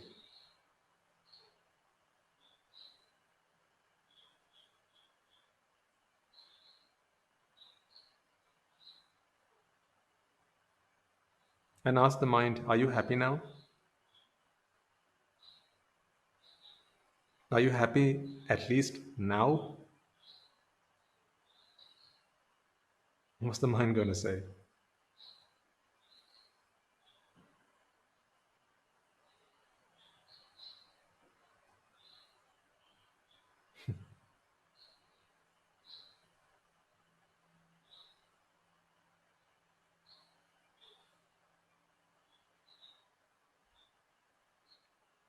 How do we know the mind is not happy with any of these things? The answer is right in front of you. The reason that it's there right in front of you, that very thing you're asking the mind about, is evidence that that was not what your mind wanted. Because if that was what your mind wanted, why would it want something else? Why would it want anything else? But all around you are so many things that you've had to acquire, excuse me, over the years, throughout your life, none of which made your mind happy.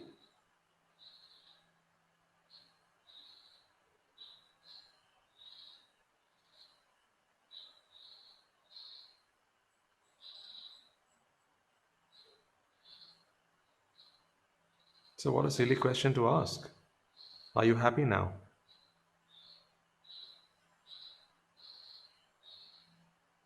But then you come across this conundrum. If it wasn't for the body, then it has to be for the mind. But the mind doesn't seem to be happy with it. Well, and the body never wanted it. So then remains the question, what was all that for?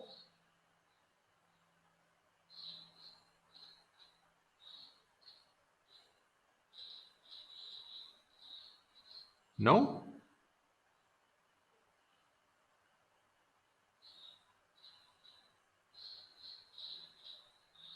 As I said, 3 square meals, something to cover itself up, to protect itself from insects, the elements, a roof above the head, some medicines when it's ill.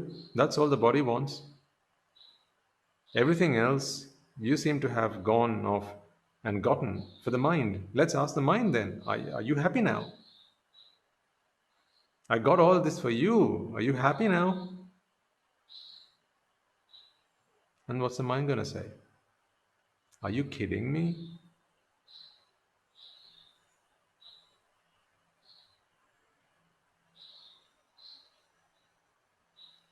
It's going to ask, when did you become a joker?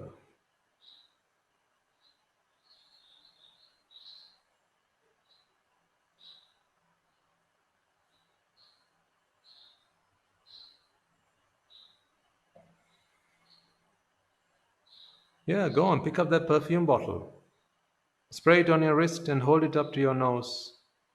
Does the nose want this? Not at all. So let's ask the mind, are you happy now?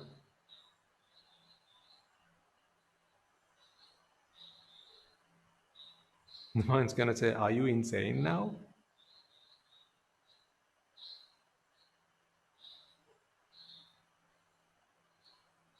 I never asked for this. I never wanted this. I just wanted freedom. I want to be free. I want bliss. I want happiness. I want contentment. I just want you to let me be, for heaven's sake. Just let me be.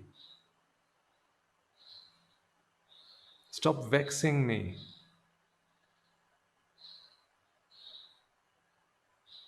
Stop torturing me. Stop stealing my freedom.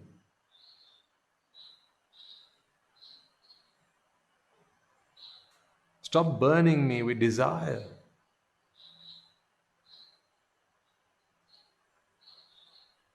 Let me be free, please. That's what the mind's going to say. What good is that bottle of perfume to the mind? Never asked for it, never wanted it. Hasn't got anything to do with it.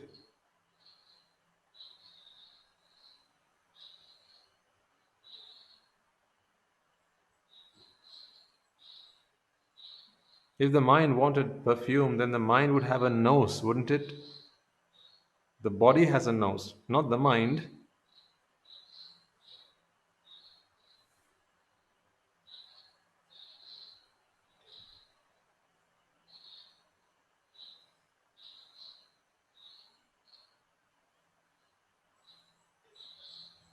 Hold it by its hand, take it over to the living room, get out those photo albums and ask it, did you enjoy that trip? How about this one? When we went to visit the safaris, when we went on that desert safari, when we went to the zoo, when we went to see the Eiffel Tower, when we went on the London Eye, did you enjoy that?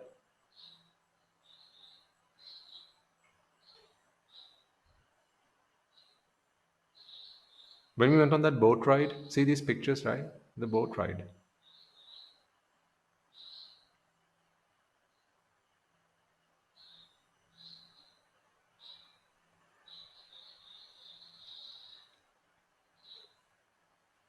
The mind's gonna say what?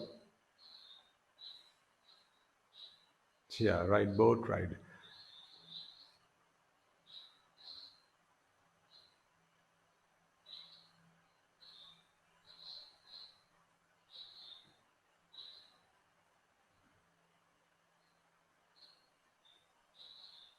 Not what I wanted, not what I asked for.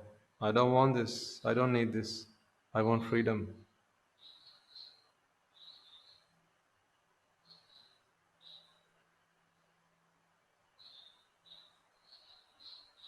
I want freedom. I want to be free. I want to be free of vexation. I want to chill for once. I want to relax.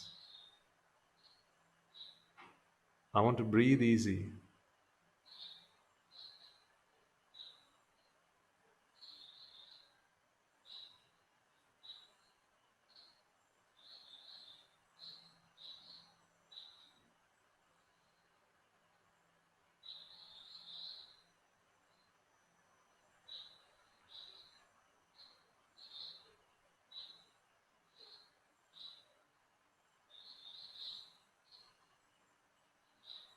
Sight, sound, smells, taste, touch.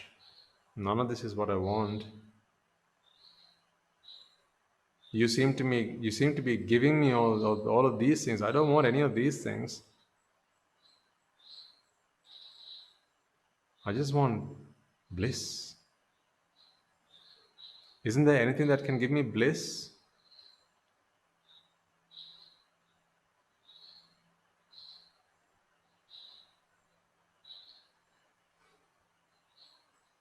Anything?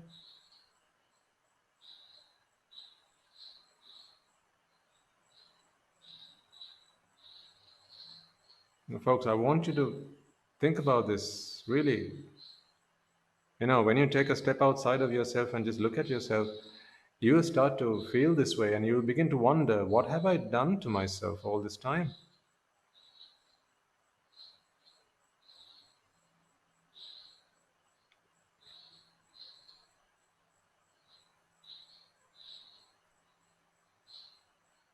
It will seem like you wouldn't treat your worst enemy this way.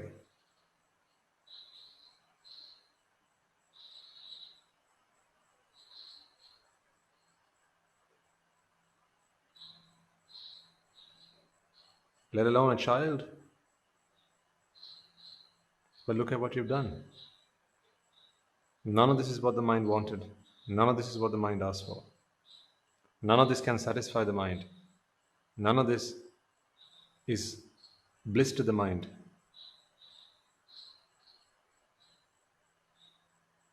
Are you willing to change?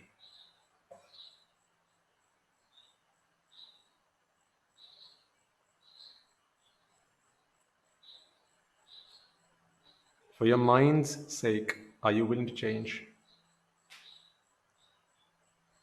For true happiness, are you willing to change?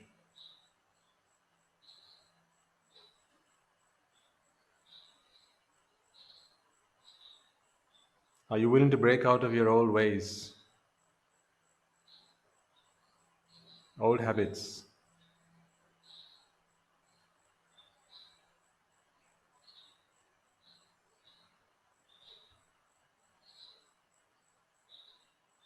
Are you willing to fight those childish infatuations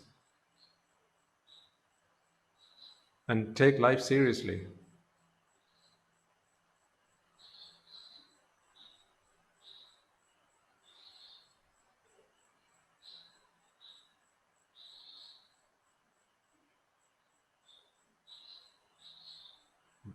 Because then and only then does the Dhamma have any chance with you. Because what the mind really wants is a dose of Dhamma.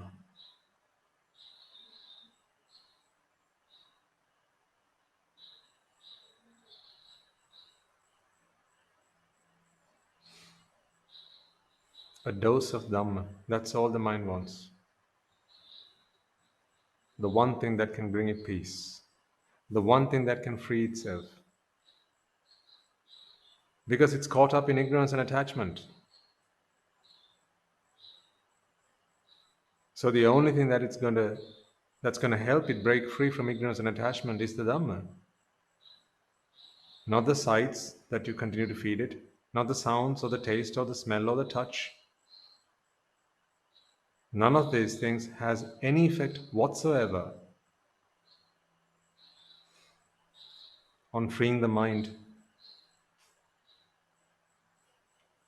from the clutches of ignorance and attachment. That only the Dhamma can do. So are you willing to dedicate your life to the Dhamma?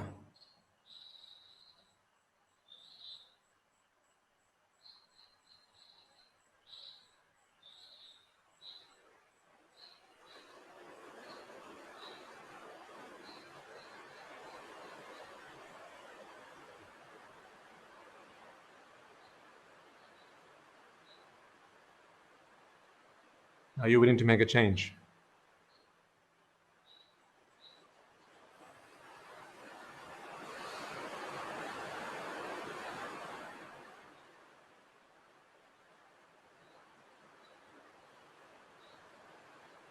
Are you willing to put out those fires of desire? the fires of aversion and the fire of delusion? Are you willing to let the water of Dhamma douse you?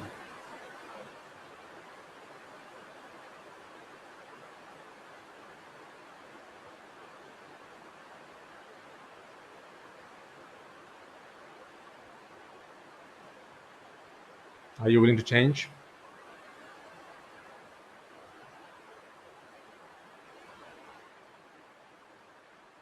Because whatever you do, it has to be purposeful, right?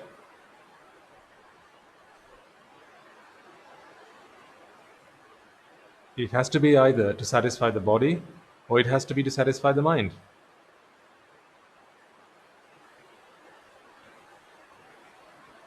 Already you have done enough to satisfy the body.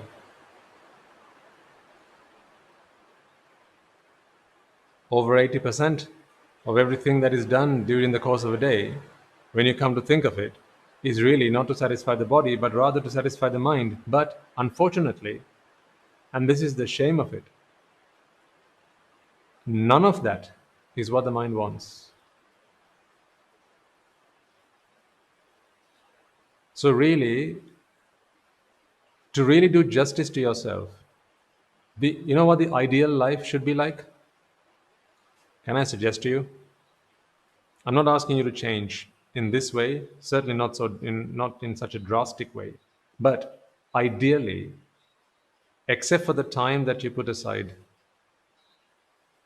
to catering to the body's needs, that is, a meal when you're hungry, getting hold of some clothes, even if they're rags, to cover yourself up, to keep yourself safe, finding a shelter to keep yourself safe from the elements, and if ever you're ill, sourcing some medicines to heal yourself, the body. Except for the time you set aside for these things, what must the remainder of your time be set aside for? Now you think and answer. What do you think? Look at all the things you have around you in your home and ask you, is that what you should have spent your time on?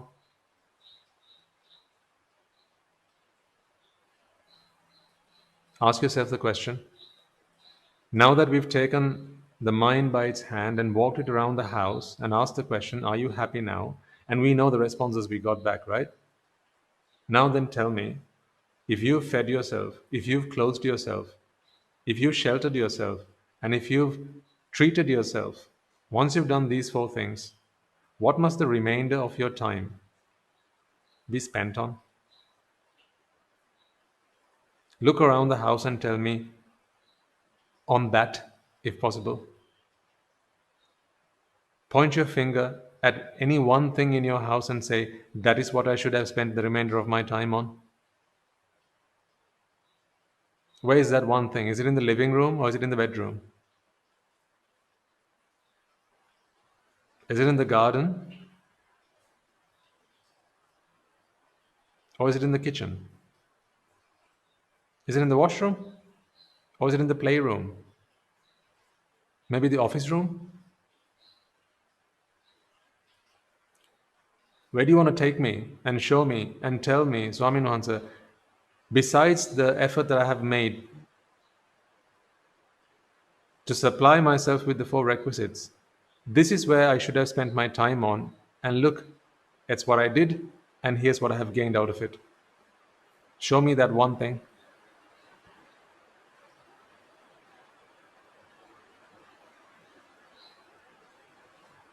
Go on. I'm waiting. Go on.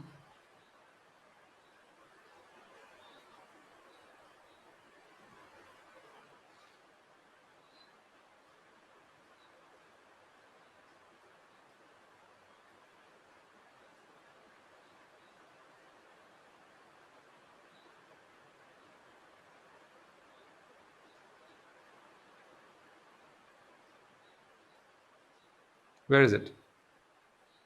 Where is that one thing you can really point your finger out at? Hand on heart, tell yourself convincingly, okay? This is not tricking or fooling yourself. There's no need for self deception here, right? With conviction, show me one thing that you have in your home which you can point at and tell me, Swaminwansa, this is time well spent.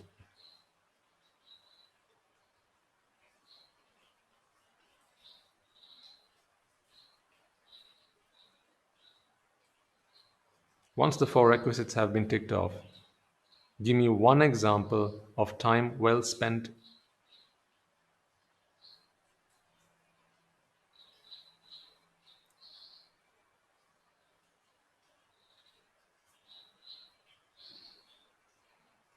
What a fantastic job you've done with managing your time.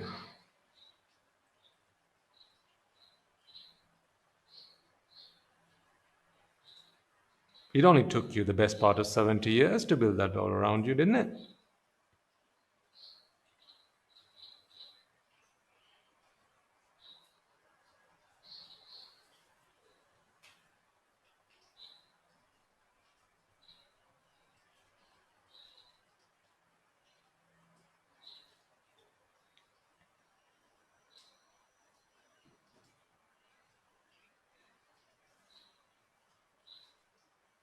Is it not time for a change?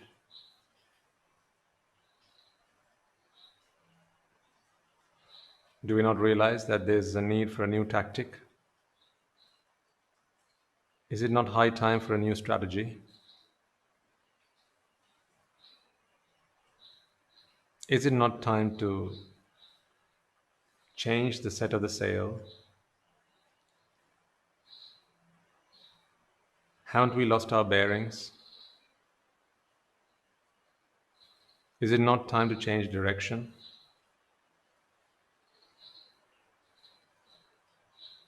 Look at all the things you've done based on the things that people around you told you were the right things to do, and now you're asking your mind, are you happy? And it's speechless.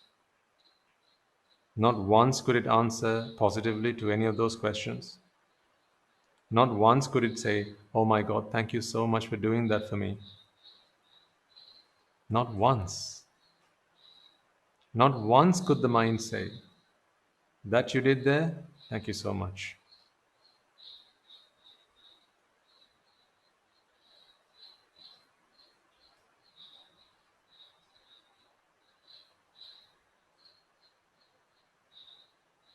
So, what do you think about the sensual world that you've built around yourself now then?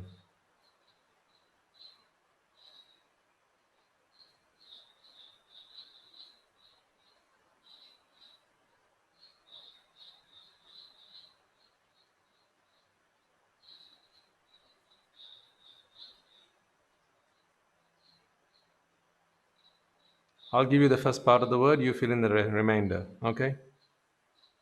Use, you can either go useful or useless. I don't know, I can't decide for you. So, I'll give you the first part, you give me the second. Use, meaning, fruit, essence.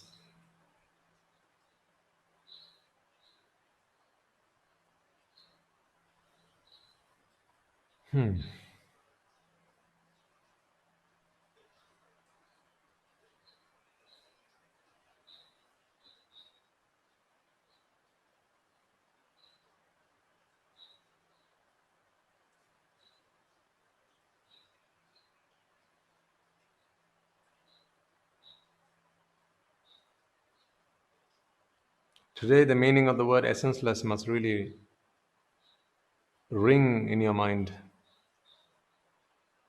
If you followed the sermon, if you listened closely, if you paid attention, what essenceless means must start to make sense to you.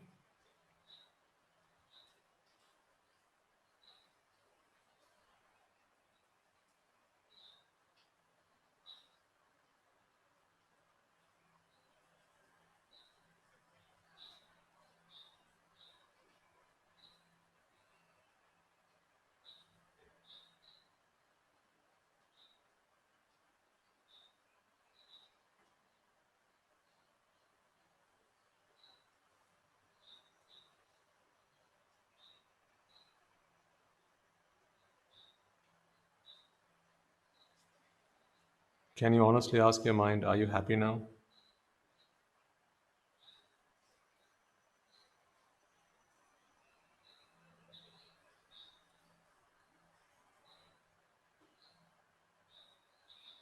Is there much meaning to that question?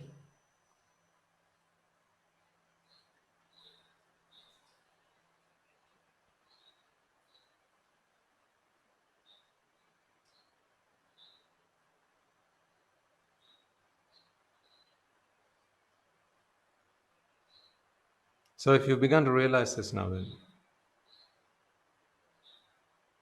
what's the next step? What's that? Regretting? Okay, regret then. Now let's go and ask the mind, are you happy now? What do you think the mind's going to say? Okay, let's all regret. Okay, let's regret that we have all the things that have we have done throughout our life up until this point has so badly lacked meaning and essence, right? So let's regret about that all now, and let's now go and ask the mind again, are you happy now?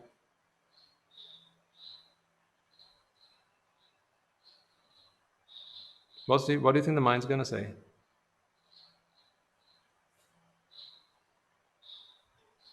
I think what the mind will say is, let me make one final plea to you, please.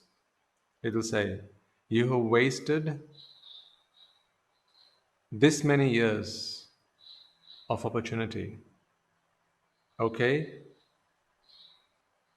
I'll bite the bullet and let's move on. But there's time left. Can you please change now?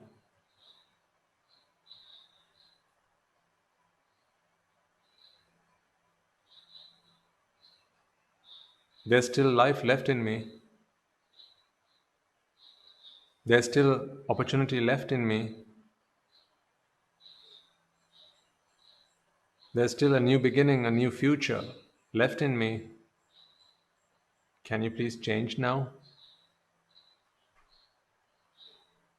That's what the mind is going to ask you. Give me what I want, please.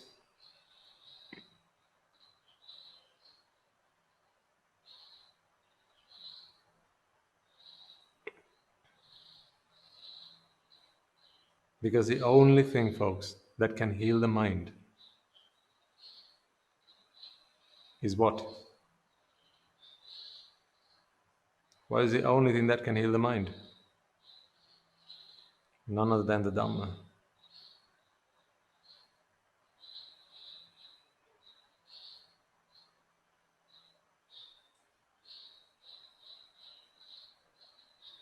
The Dhamma is the only thing that can heal the mind.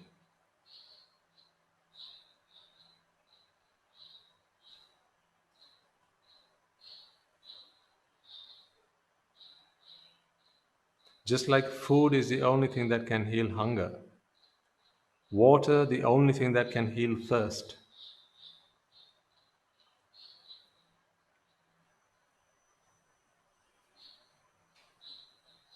Dhamma is the only thing that can heal the mind.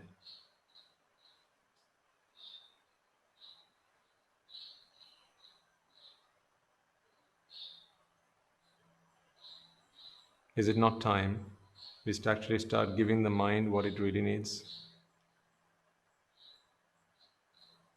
I mean, now, if you are willing to consider what I have suggested to you, now you work out the math, you work out your time schedules, you work out your timetables, and tell me, are you doing justice by yourself?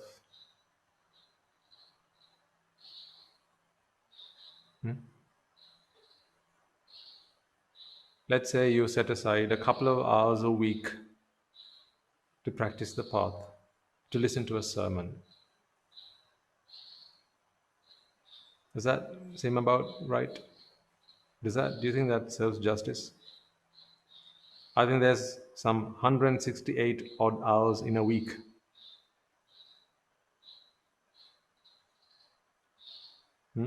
So almost 170 hours in the week, two of which you put aside to heal in the mind.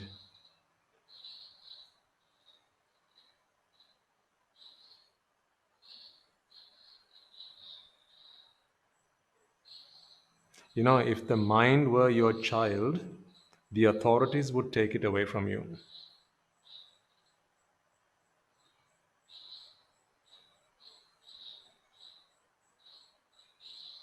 Now, you know, in some countries they do that, right? When the parents don't really look after their children,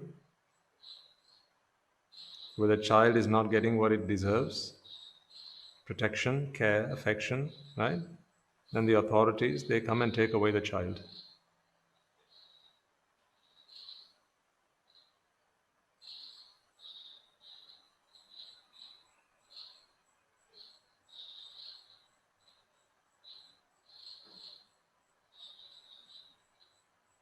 So if there were an organization that was called the Mind Protection Agency,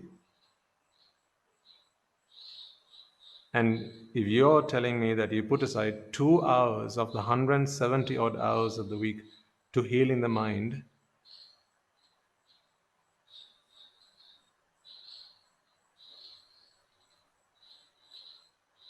the Mind Protection Agency will come and take your mind away and fine you.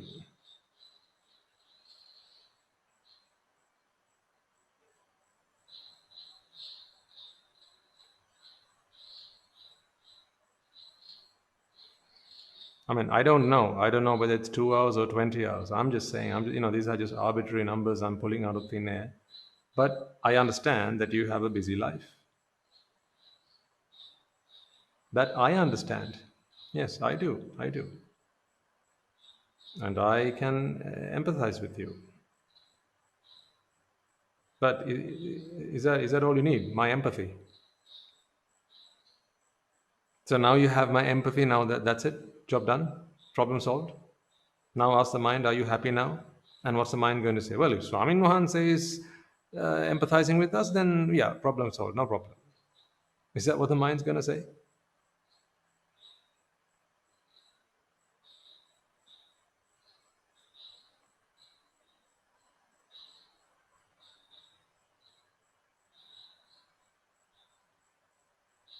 Yes, you can put forward your case.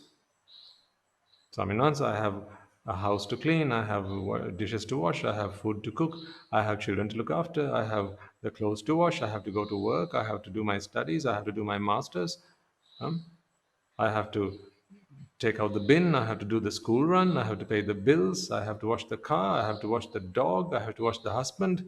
You can say all these things. And the list goes on and on and on and on and on. So let's ask the mind. Swami Mohanse has said he understands. No, yes, seriously, I asked Swami Mohanse. You can say that to the mind. Right? I asked Swami Mohanse, and he said, well, you've got all these duties and responsibilities and obligations. Of course, you can't find time to practice the path. No wonder. Right? What's the mind going to say now?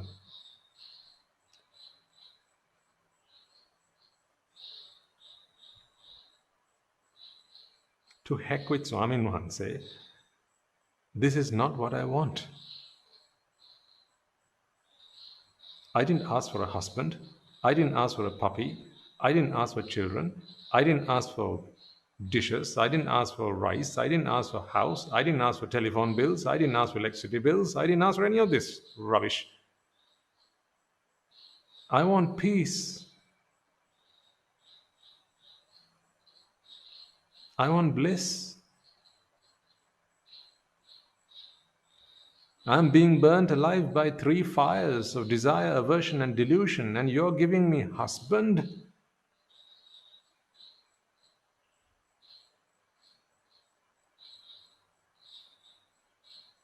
You're giving me a wife?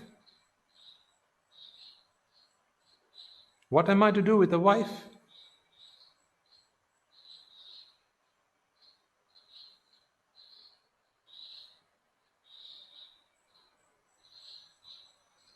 I'm a mind. I burn from desire. I burn from aversion. I burn from delusion. I'm a mind.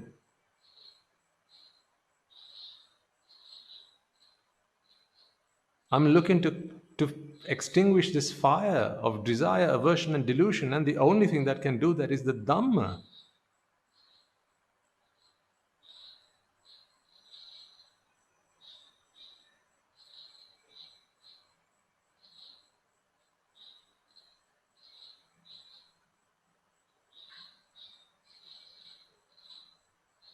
That's what the mind's going to say. Swamin once he said, okay, he's not going to cut it.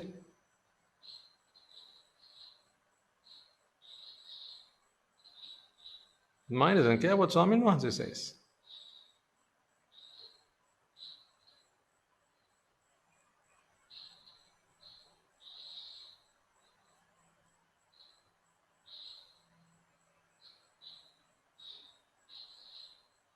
I'd probably never say these things out loud to you in your face. So I'm glad we are doing this sermon like this. Because I don't want to make you feel uncomfortable. I honestly don't. I don't want to make you feel embarrassed. I don't want to unsettle you. So in some ways, I'm glad that this sermon is done in this way, where I don't get to see you and you don't get to see me, particularly this one, this particular sermon. But unfortunately, this is the truth, folks, and I have to tell you the truth. It's ugly, but it's the truth. It stinks, but it's the truth. It's not every day I tell you about this, but from time to time I need to remind you, bring you back to reality.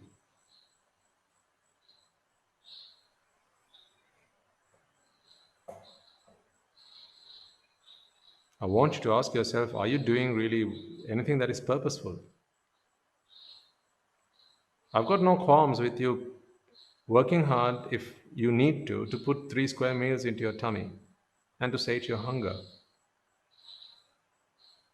If you need to work 9 to 5 and then 5 to 9 again to dress yourself up and to put a shelter over your head and to treat yourself when you're ill, fair enough. You can work 24/7 if that is what's needed. Right? But what's the truth?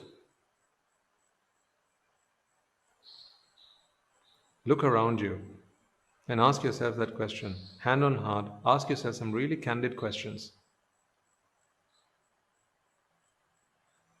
What was this all about? What was this all for? What did I go out and buy this for? Why did I go out and get this? Why did I work hard for this? Why did I do the long hours for this? What was it all in the end for? Was it worth it? Was it worthwhile? Who was it for? Was it for the body or was it for the mind? The body's gonna go, not for me. I'm all right. I'm not hungry. I'm clothed. I'm sheltered. I'm not ill. I'm all right. So, not for me. Don't ask me. Pass. And you ask the mind's gonna go, what's all this? Are you kidding me? This is for me? No way.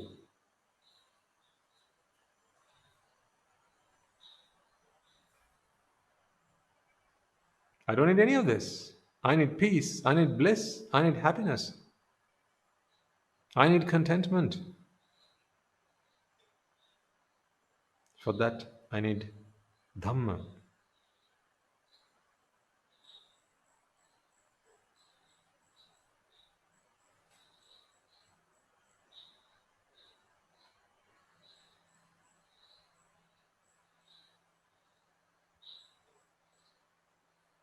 Where is the Dhamma?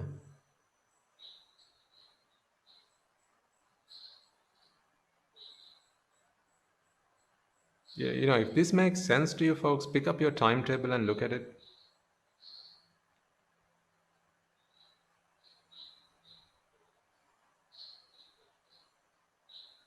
Now ask yourself, have you got it right? Or have you messed up?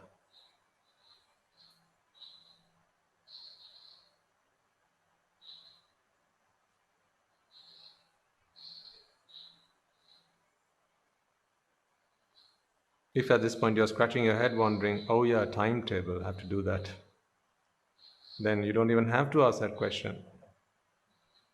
Have I got it right or have I got it messed up? The answer is obvious. You might think I'm stern. You can dress it up in your own words, however you like. I just know I care.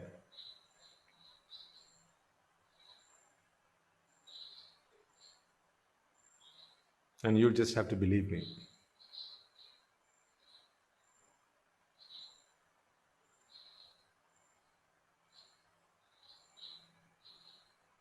I care enough to bring you back to reality.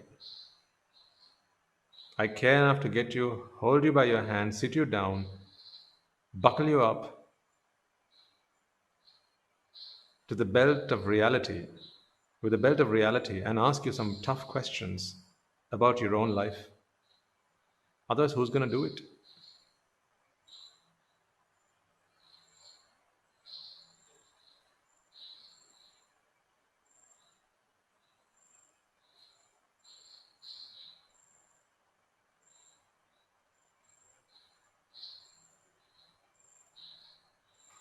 Who's going to do it otherwise? Oh, I can sugarcoat it all. I can say, I can give you Rockabye Baby on the treetop. Oh, yeah.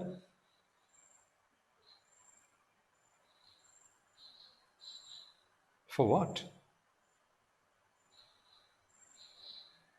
An insult to your merit? Why would I do that?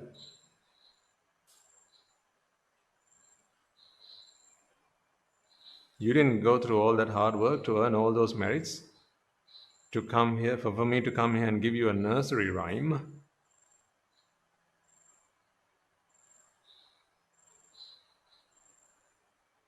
No, as a matter of fact, you did those merits to have me come and give you the metaphorical kick up the backside.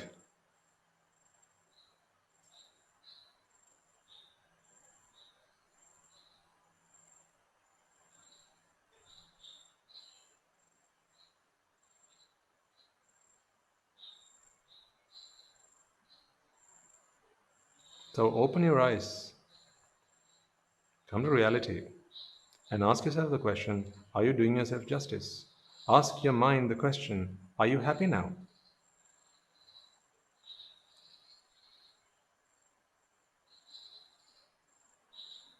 You keep on building that sensual world around you for no gain whatsoever, because that is not what the mind wants.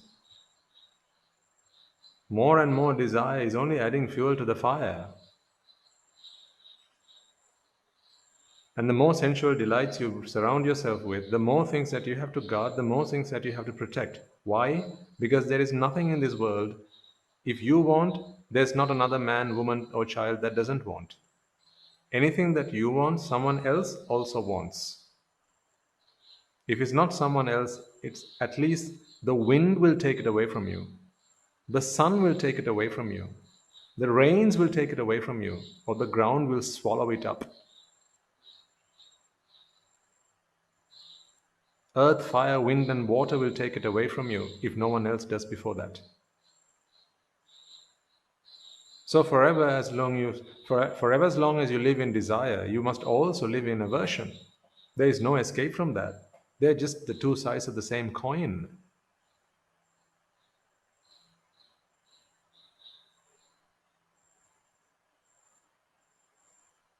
You will never be free from one and not the other. And you will never be enslaved from just one and not the other either.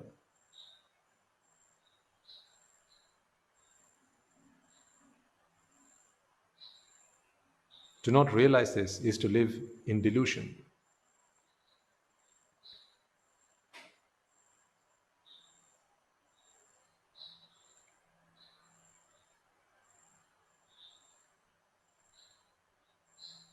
So then, of course, for as long as you have desire and aversion burning inside you, there's no doubt that the fuel of delusion is also burning inside of you.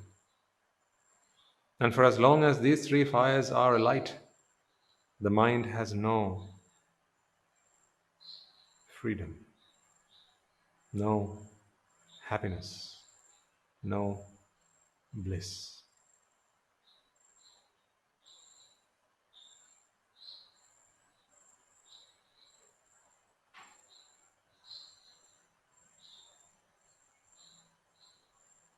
Are you willing to change?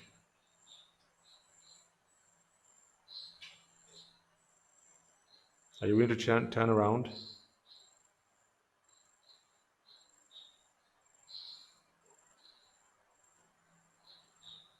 Are you willing to drop it all and start again?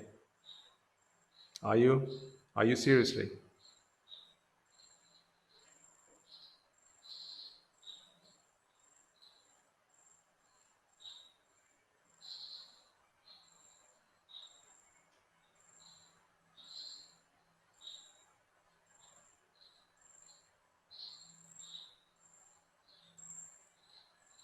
Take these words with as much intensity as you can bear. I know most of you will not be able to take these words literally, because when I say literally, are you willing to change and start again? You know exactly what I mean. You're in the wrong place for that.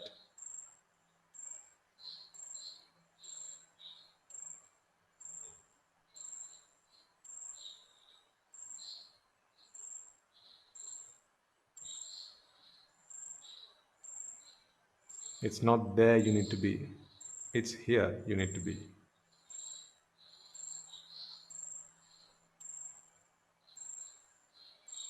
If that's too heavy, if that makes you cringe, then take it as much as you can bear it.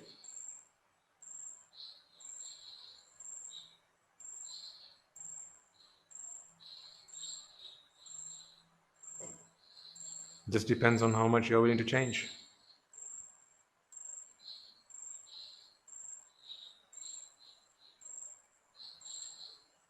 And partly, of course, how much your circumstances allow you to change. Ah, thank you, Swami Nuhansa. Swami Nuhansa said it's okay. Now we can relax. Right? Because Swami Nuhansa said if you have duties and responsibilities and obligations, then of course you can't.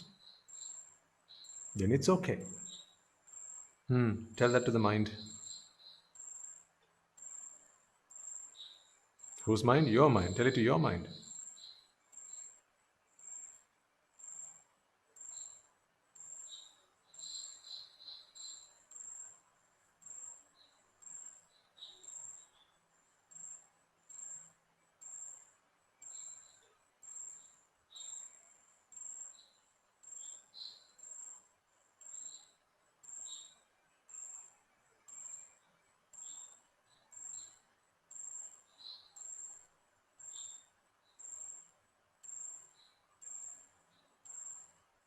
Are you willing to change?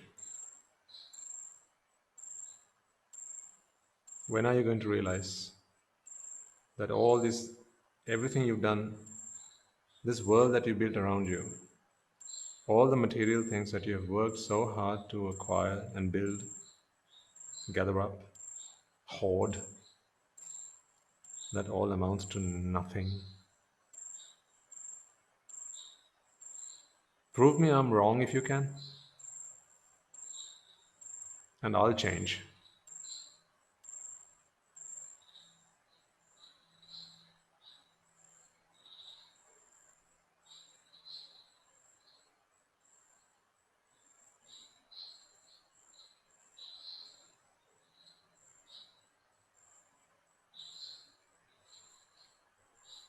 Be kind to yourself.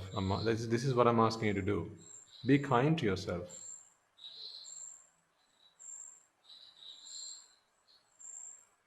Remember, may I and all beings in all worlds.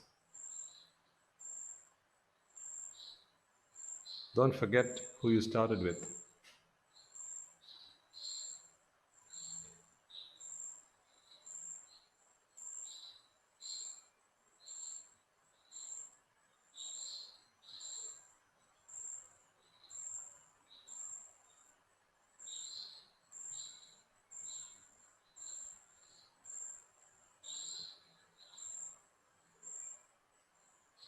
Don't think I'm being harsh. Don't think I'm being stern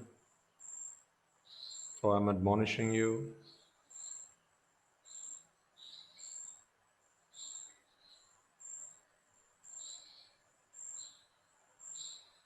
Or just that I've had a bad day today and I'm just venting my anger on you.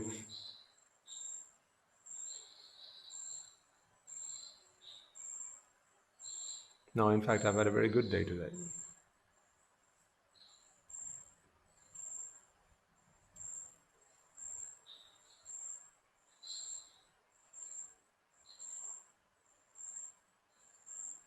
That's why you're receiving it with full force.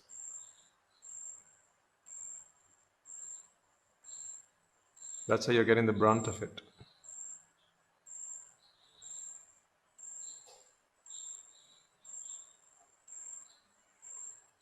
So are you willing to change?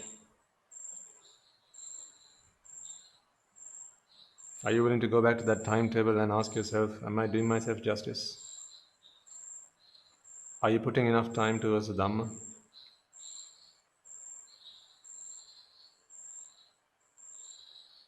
Are you listening to what the mind has to tell you?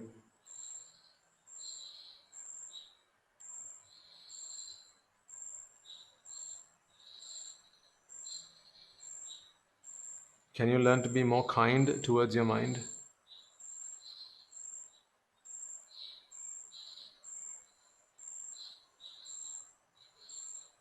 Can you be more responsive and more responsible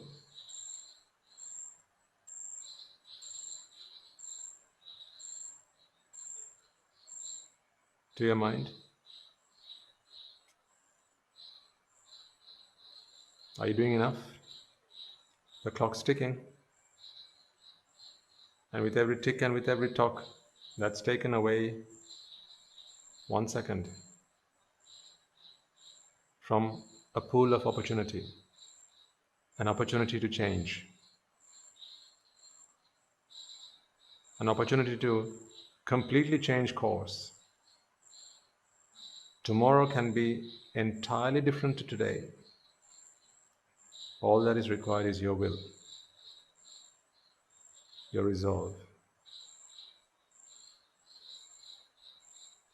your determination, your want to do it.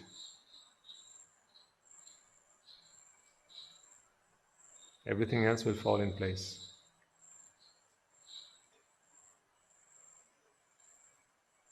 You have us to guide you.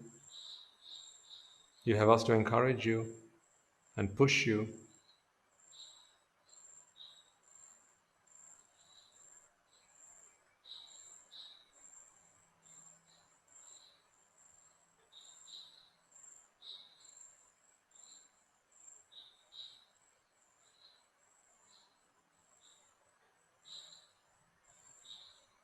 What else do you need?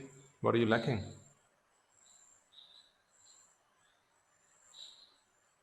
Think about a man in some faraway country where, for example, let's say Buddhism is forbidden. Some people are so meritorious enough to be born in places like that.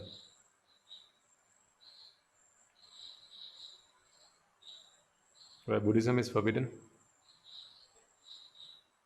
You can't talk Buddhism, you can't practice Buddhism, you can't, well, any other religion. There are places like that.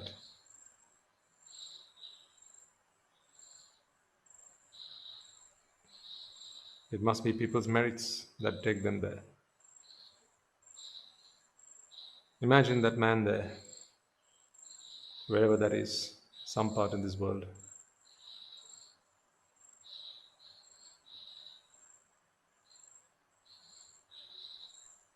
What has he got that you haven't? What haven't you got that he has? It may be that he's very rich. Perhaps in that part of the world, people are in fact very rich. Who knows?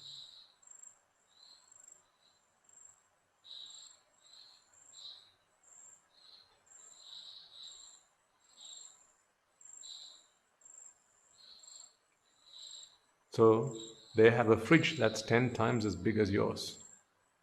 They have a garage that's 10 times as big as yours. They have a dressing table that's 10 times as big as yours. A house that is 10 times as big as yours. They don't call it a house anymore, they call it a palace. They have 10 times as many wives as you have.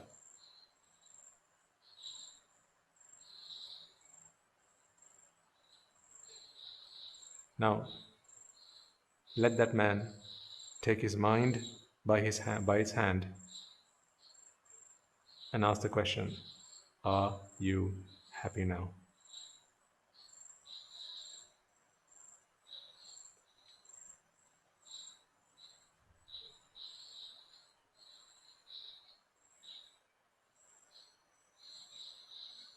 So tell me again, what is it that you don't have?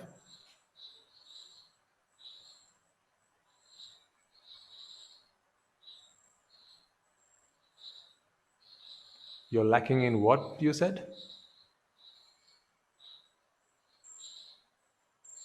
You don't have what was it that you said?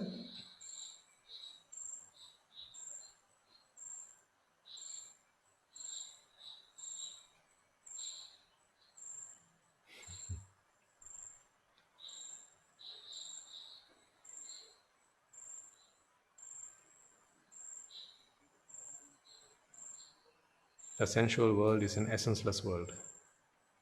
The sensual world is a meaningless world. The sensual world is a fruitless world. The sensual world is a useless world because it does not satisfy neither body nor mind. The body does not need a sensual world. The body needs food, shelter, clothes, and medicines, not a sensual world. And the mind has absolutely no use for it because that is not what the mind needs. The mind is alight with the fires of desire, aversion, and delusion.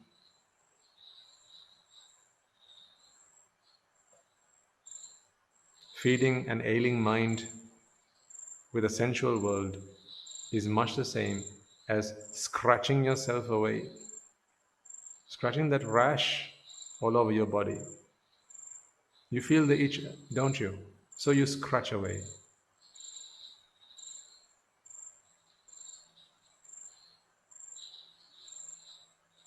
The bigger your sensual world, the more you dig deeper into the wound as you scratch at it. You can scratch it until the skin peels off.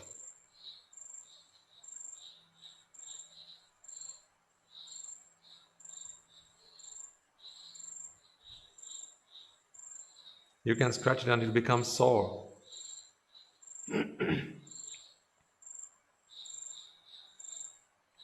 Then you start to bleed. But it ain't gonna take the itch away.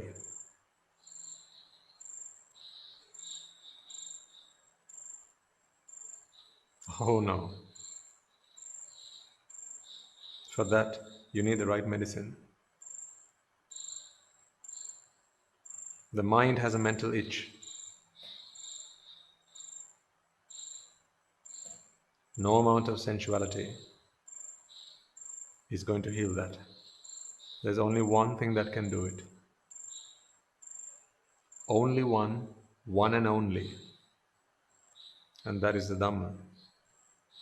Ask yourself, how much of your life have you set aside, have you put toward practicing the path towards the Dhamma, embracing the Dhamma, enriching your life with the Dhamma, putting out the fires that burn inside with the Dhamma, and how much of your life you have put aside towards all the other things that you do.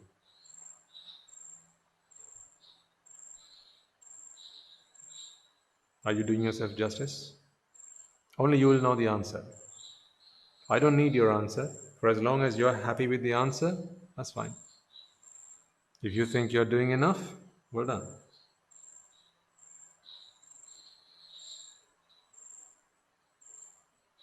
If you think you're not doing enough, are you willing to change?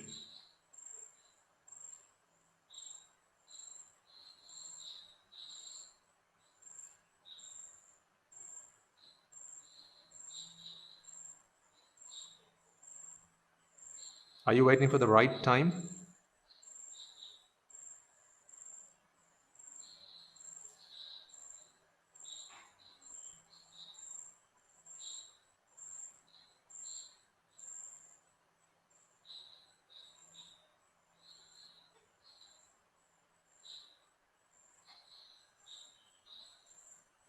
There's no such thing as right time. What there is the time is right.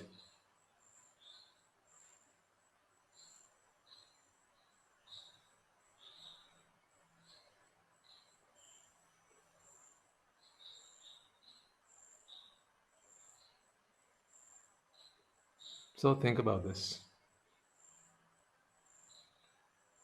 and take action.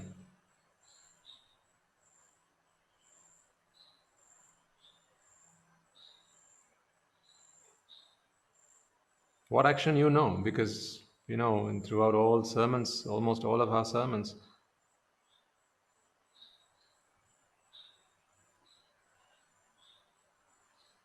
we pack them with practical advice, practical things that you can do to move your life forward one step at a time, to shape it right, to set the sail right, starting with your attitudes, your perspective to life.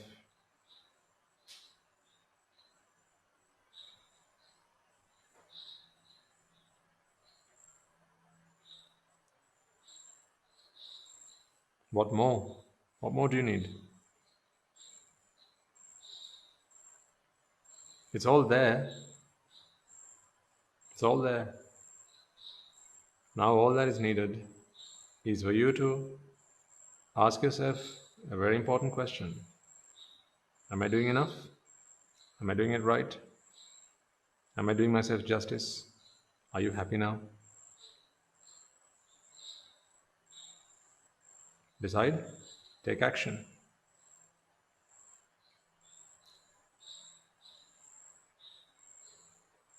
Sensuality is a meaningless activity. The pursuit of sensual goals, sensual delights, sensual pleasures is an entirely meaningless, fruitless, essenceless, useless thing to do. Because the mind never asked for it. The mind doesn't want it. The mind has no use for it. It is ailing through desire, aversion, and delusion, and the only remedy to that is Dhamma. How do we know? We know this because if sensual pleasures were the answer to the ailing mind, then by now your mind should have been healed many times over. How much have you given so far, and how little have you got back? Why? Give the wrong thing, you get the wrong thing back. Give the right thing, you get the right thing back.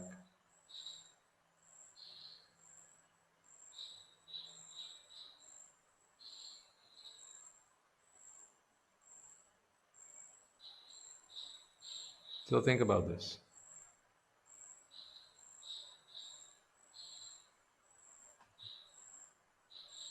Are you doing enough? Are you doing it right? Is it the right time? Are we going to wait any longer? I mean, when is that auspicious year for you to start practicing the path? 2000 what?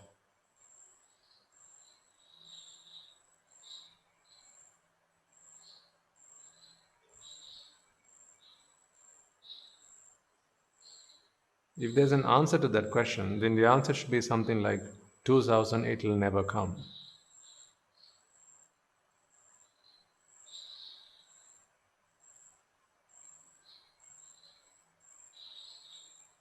So don't wait for the right time. The time is right now. Reflect on these words. Reflect on the meaninglessness of sensuality. Get out of yourself for a moment, as I asked you to do, and look around. Turn around and look at yourself. Then look around and look at the world that you built for yourself. and ask your mind the question, are you happy now? See what answer you get back.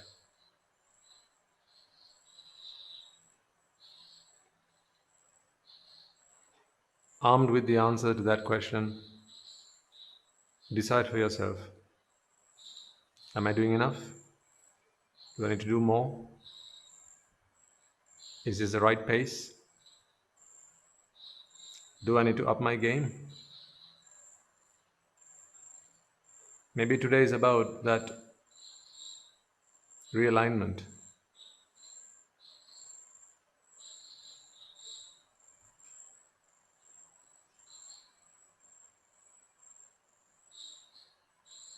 Maybe today is about that fine tuning.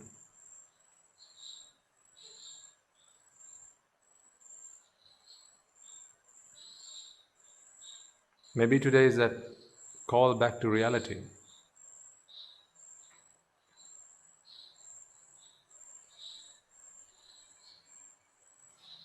Maybe today is the day you decide to change.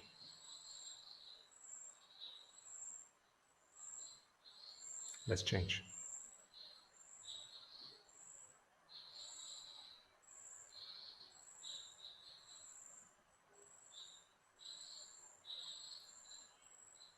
Let us take a moment then to transfer the merits we have all acquired by making offerings to the infinite virtues of the Noble Triple Gem, chanting Pirit, listening to the Dhamma, and engaging in various meritorious deeds today.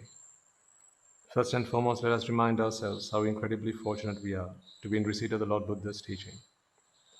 With immense gratitude, let us transfer these merits to the bhikkhus and bhikkhunis, upasakas and upasikas, who have since time immemorial protected and preserved the sublime teachings of the Buddha and passed it down through the generations of the noble lineage in the form of the Tripitaka, which is thankfully available to us today to study, understand, and comprehend the Dhamma. Let us also transfer the merits we have all acquired to all the members of the Mahasangha present throughout the world, including the chief prelates of all the chapters who have dedicated their lives to the noble path and have committed themselves towards the betterment of all sentient beings. Let us not forget that among them are the monks and nuns resident in your local temples and nunneries who have always been by your side through thick and thin, come rain or shine. Let us also transfer these merits to Guru Swami Mahansa and all other monks resident at this monastery, as well as the Anagarikas and Anagarikas attached to the monastery. Let us also take a moment to transfer these merits and express our gratitude to those who make great efforts to disseminate the teachings of the Buddha, be that by transliterating these sermons, sharing them out with others, or inviting others to join them. And may, through the power of these merits, if any of them have been born in the woeful plane, they redeem themselves and be born in the blissful plane. And may, through the power of these merits, they abstain from the unmeritorious deeds, fulfill the meritorious deeds, fulfill the noble eightfold path, and attain the supreme bliss of Nibbana. Sadhu, sadhu, sadhu. Let us also transfer the merits we have acquired to our devotees and friends of the monastery, who, for the sake of merits, continue to sustain the Mahasangha. This includes everyone from those of you who have contributed to the construction of the monastery, to those of you who provide the Mahasangha with shelter, alms, robes, and medicines, as well as those who have passed on their know-how and continue to extend their well wishes. May, through the power of these merits, they abstain from the unmeritorious deeds, fulfill the meritorious deeds, fulfill the noble eightfold path, and attain the supreme bliss of Nibbana. Sadhu, sadhu, sadhu. Let us also take a moment to transfer merits to our parents, our spouses, siblings, sons and daughters, grandparents, uncles, aunts, cousins, nephews, and nieces, our elders, our friends and acquaintances, employers and employees, and to all those who have helped us, supported us, assisted us in any way, shape, or form possible to them. And may, by the power of these merits, they be healed of any physical and mental ailments and overcome any obstacles to their spiritual progress. May they abstain from the unmeritorious deeds, fulfill the meritorious deeds, fulfill the noble eightfold path, and may they all attain the supreme bliss of Nibbana. Sadhu, sadhu, sadhu. Let us also take a moment to transfer merits to the Devas and Brahmas, spirits and demons, primarily the Sakadeva, as well as all the numerous gods and deities who are committed to protect and fulfill the Sambuddha Shasana. Let us also transfer merits to our guardian deities who keep a watchful eye over us and keep us out of harm's way. And may, through the power of these merits, they prosper in divine power and wisdom. May they abstain from the unmeritorious deeds, fulfill the meritorious deeds, fulfill the noble eightfold path, and may they all attain the supreme bliss of Nibbana. Sadhu, sadhu, sadhu.